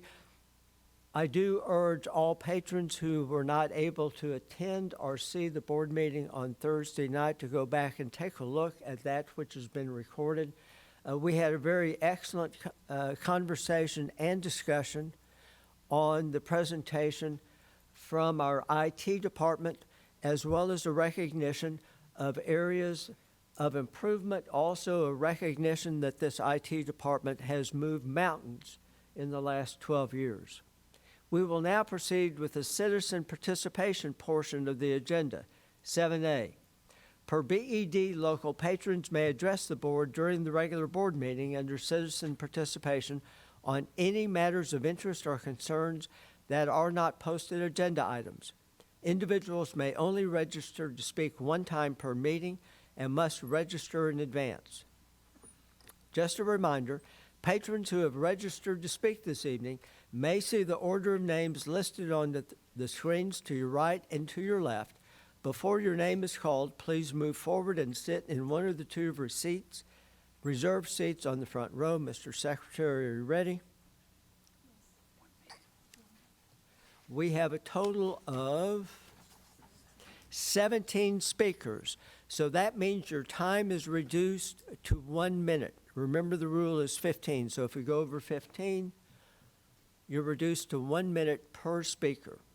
So once again, you have 1 minute. When the yellow light comes on, you have 30 seconds. When the red light comes on, please wrap up quickly.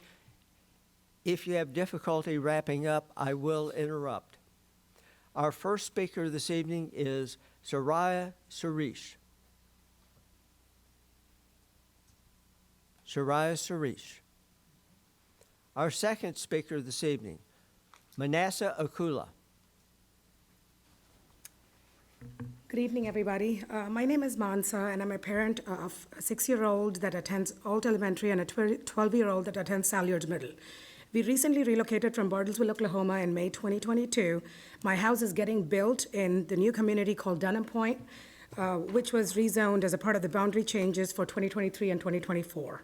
I'm here to raise the concern regarding the decision that was made because my family went through a lot of trouble to rent an apartment which is rezoned as the same school zones as Dunham Point.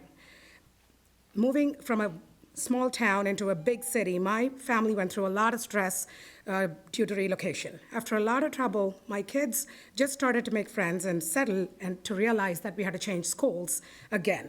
This rezoning came to us as a surprise to all the Dunham Point residents, and it was not a part of the original proposed boundary changes. My current concerns are, one, we may have to go through another rezoning in the coming years because Dunham Point is a growing community. And two, the rezoned schools are located 5.6 miles in distance from Dunham Point, and the buses may have to take the freeway for the kids to commute in the morning. Please stop, ma'am. I'm sorry. Thank you. I know it's difficult that you don't know that until you arrive if you have to go from 2 minutes down to 1 minute. I realize that it's difficult. And I was just informed that you will receive an email, but if you've written that 2-minute speech, it's hard to trim it down to 1 minute. Our next speaker is Brandon Lammers.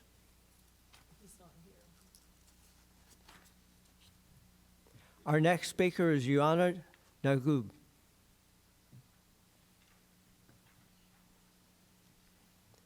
Our next speaker is Heather Cresta.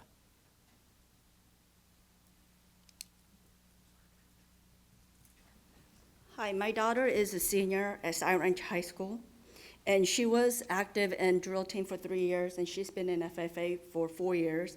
She raised goats, she did flower arrangements, and she also competes in vet med.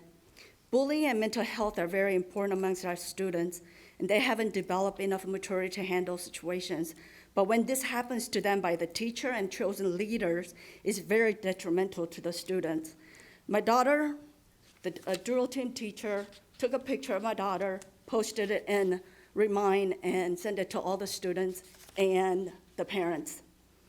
During sleepover, she was body shamed. And when she missed 2 weeks of school during COVID, when she came back, she wasn't allowed to miss practice to make up tests and work. When she brought the issues up, she was told that those leaders would not say such a thing, and she was ignored and pushed away. Zero tolerance exists in school. It should not only for students, but Please teachers stop. should abide. Please stop. Thank you. Our next speaker is Branda Spencer.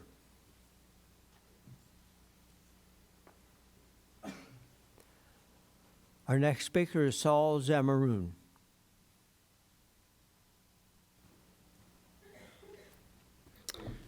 Hello, and thank you very much for enabling me to speak this evening. My name is Saul Zamaron, and I'm a lead pastor of Destiny Now Church. We are currently holding services every Sunday. We started at Yeager. We are now at Matsky Elementary School since 2019.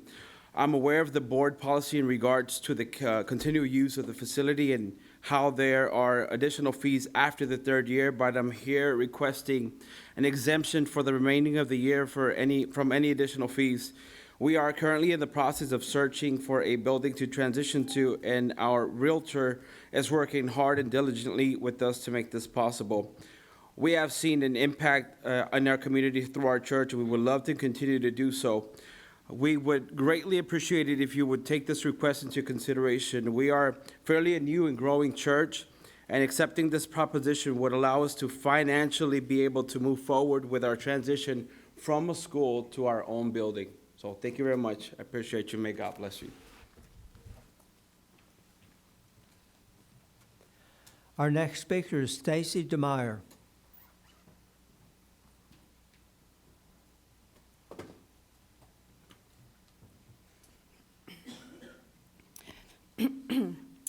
My name is Stacy DeMeyer, and in honor of last week's National School Counseling Week, I wanted to speak about our district's amazing counselors and the unique ways they contribute to student success.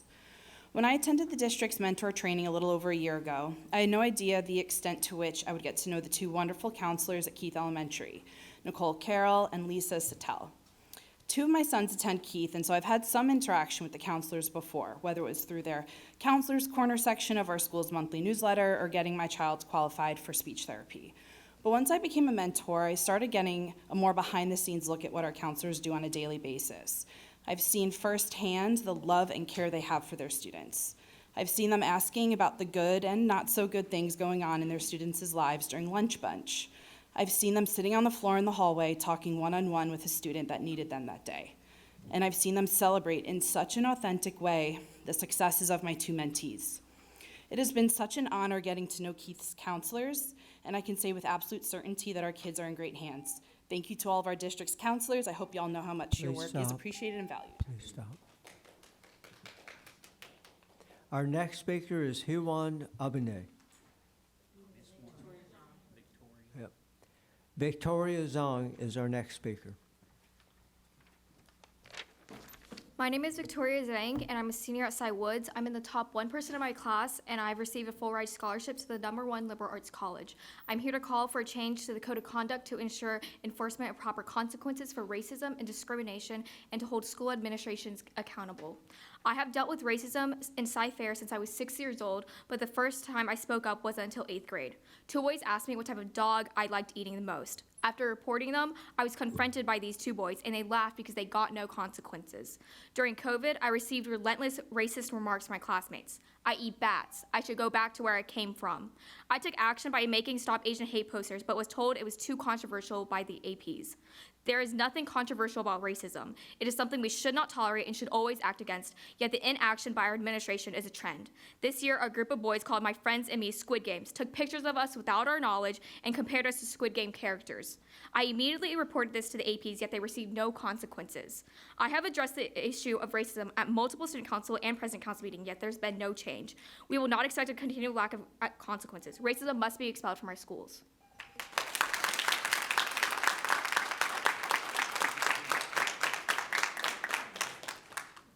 Our next speaker is Huan Abene. My name is Haywan Abune. I am the student body president at Cypress Woods High School, officer of African Student Association, and founder of International Club. I'm here to call for a change to the Code of Conduct to ensure enforcement of proper consequences for racism and discrimination and to hold school administrations accountable. I will be addressing how athletes of color are treated as a commodity rather than a human being. I was deemed as a fast freshman who got injured and couldn't recover mentally or physically, but in reality, the assistant girls coach suggested that I take ibuprofen anytime I felt in pain. I ended up in the hospital needing my system flushed out and steps away from stress fractures. After this incident, I took note of the difference in treatment between me and my teammates. My coach would enter zeros for not running 8-mile runs after my Saturday AAU meets, but applauded my white teammate for winning her Saturday soccer meets instead of running her long runs. One day, I decided to try a tactic I saw long-distance runners from my country, Ethiopia, doing, and expressed this to the girls' coach. She responded with, "Maybe this team just isn't right for someone like you." It was clear what she was implying. Racism has become ingrained in our school sports and leaves no room to protect Black athletes' mental health. Thank you.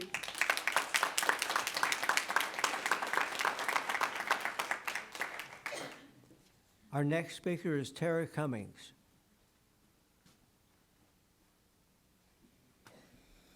Dr. Blasingame follows the Seven Mountains Mandate, an extremist religious ideology that aims to overtake society by controlling the seven mountains, one of which is, you guessed it, education.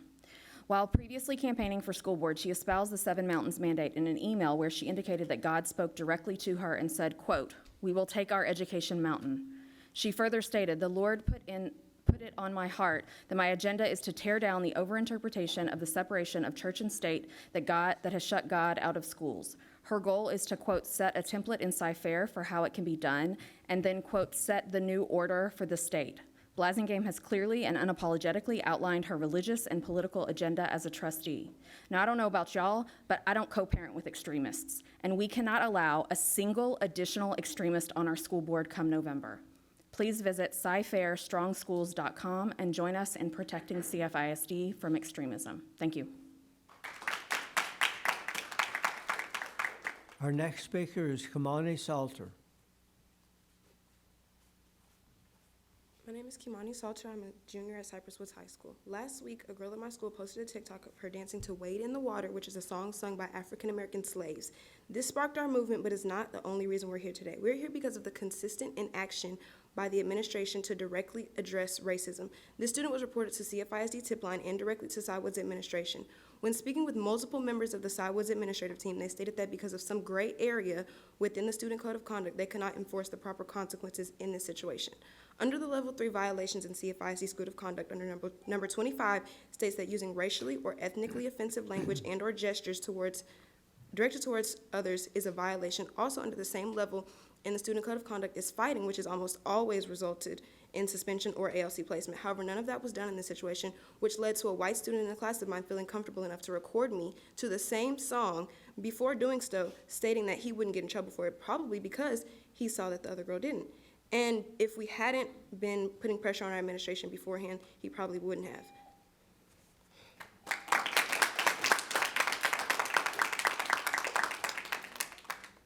Our next speaker is Corlia Campbell, and I would advise the viewing audience that vulgar language may be used in this case. Hello, my name is Corlia Campbell, and I'm a part of the PALS program at Cypress Woods High School. I'm a junior. I'm a varsity cheerleader. I'm a part of NHS, Mu Alpha Theta, and many more other club organizations.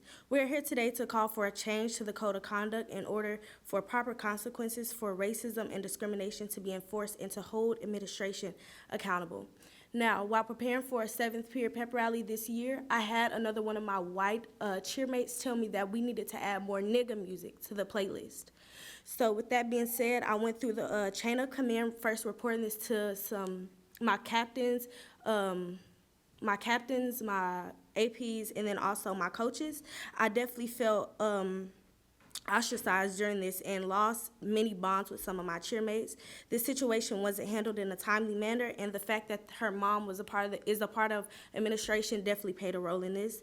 This is one of the many situations that bring myself and my peers together. We are here calling for you to rectify these situations and ensure that your staff is enforcing consequences for racially motivated offenses.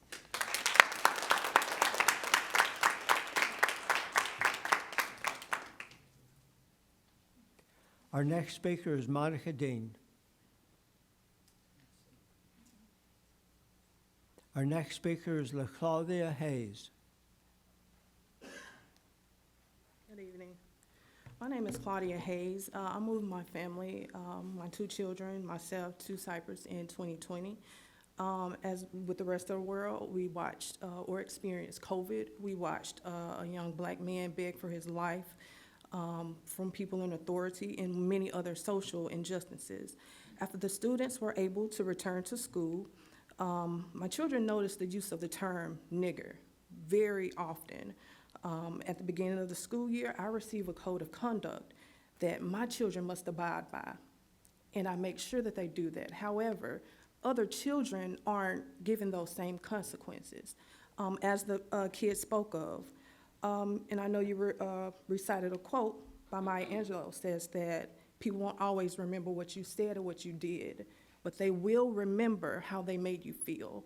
And the way that these children are expressing themselves, I think it should be applauded, and I think that you should take that in consideration when you think about how you service your minority students.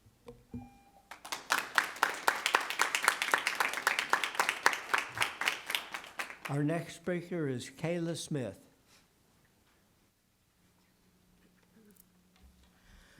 Hello, I am Kayla Smith, and I'm a junior at Cywoods High School. Respect, kindness, decency, and compassion. What do all of these traits have in common? They all revolve around a central theme of understanding one another, and without these traits, chaos is free to roam our world, our country, our communities, and our hallways. I think I can speak for a lot of individuals when I say school should be a place students go to receive an education in a safe learning environment. But that's not the case in CFISD. There have been many racial offenses that have been brought to administration that have been swept under the rug, and there needs to be an addition to the code of conduct to handle these situations and issue consequences for those involved. Don't ignore the cry for help, but be the change that turns the cry for help into a cry of joy, for the student knows they can once again have peace of mind in their school. Let's begin a new chapter of peace, respect, and togetherness as we embark on this journey together to make our schools in CFISD a place where all students can be heard. Thank you.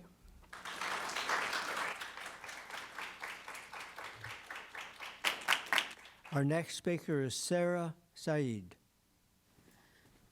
Hello, my name is Sarah Saeed. I'm a community organizer with Lori Juntos and a Cy-Fair resident. I'm here advocating on behalf of a Cy-Fair ISD parent. Recently, there have been racist anti-Asian slurs directed at Asian American elementary school children on multiple occasions in person and on the school bus. Words such as ching chong and wing wong. This parent asked the school to publicly condemn the racist language even after reviewing explicit video footage. McGowan Elementary in Cy-Fair ISD has a very sizable Asian American population, and by not condemning these racist actions, they are complicit in its continued usage and harm to students. Asian children, nor any children as young as 8 or 11, should not have to bear the burden of having to address racist harassment by telling others to just stop each time it happens.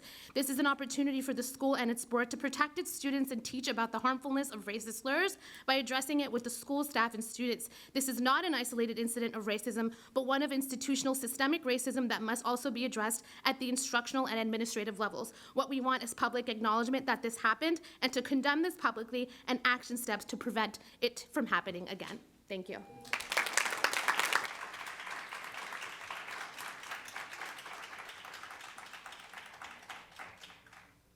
Before we adjourn to closed session, I would like to thank everyone for being here tonight. I would also like to thank those who are watching from home. May I have a motion to move into closed session? So moved. Oh, go ahead. No, go ahead, Debbie. Motion. Motion has been made. Do I hear a second? Second. Motion has been made and seconded to move into closed session. All in favor, raise your right hand. It's unanimous, Holly. Thank you. We will now adjourn to closed session. For the viewing audience, the board will reconvene in open session later this evening.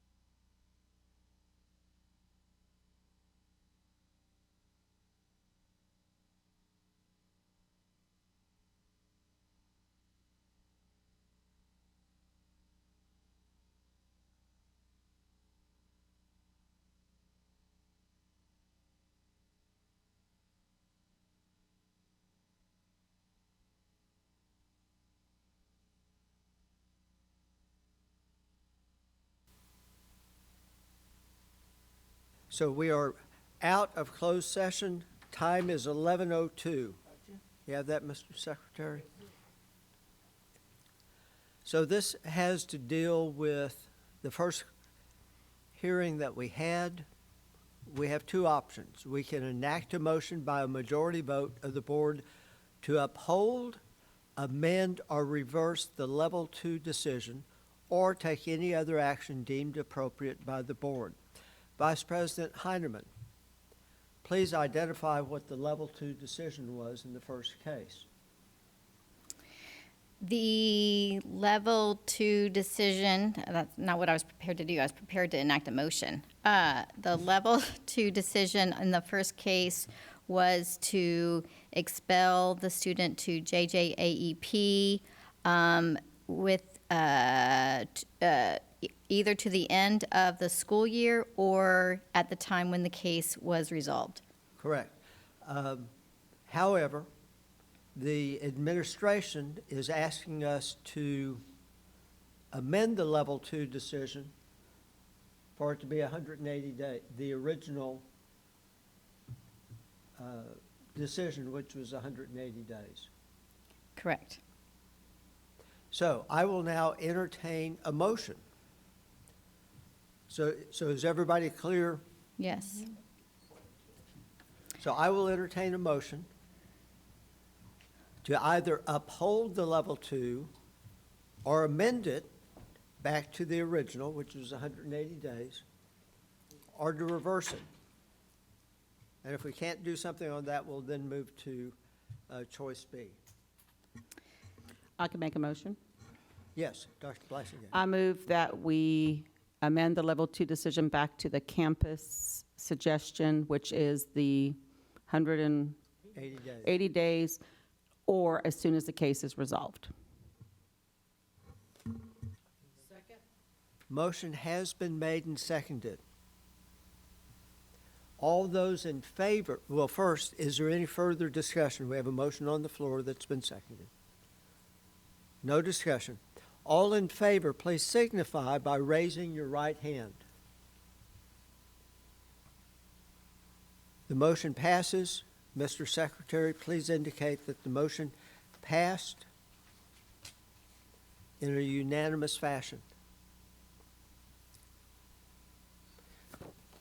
We now move to the second hearing, this one involving Landon Clark.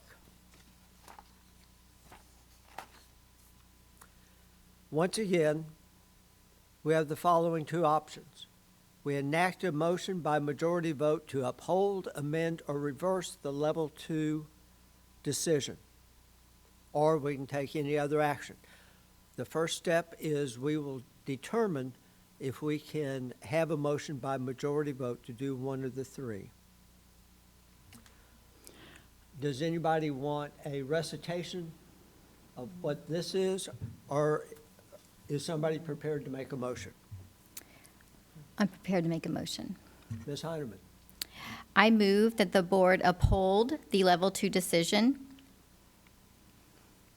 I second. Motion has been made and seconded to uphold the level 2 decision. Is there any discussion? We have a motion on the floor that's been made and seconded. Seeing none, I will now call for a vote.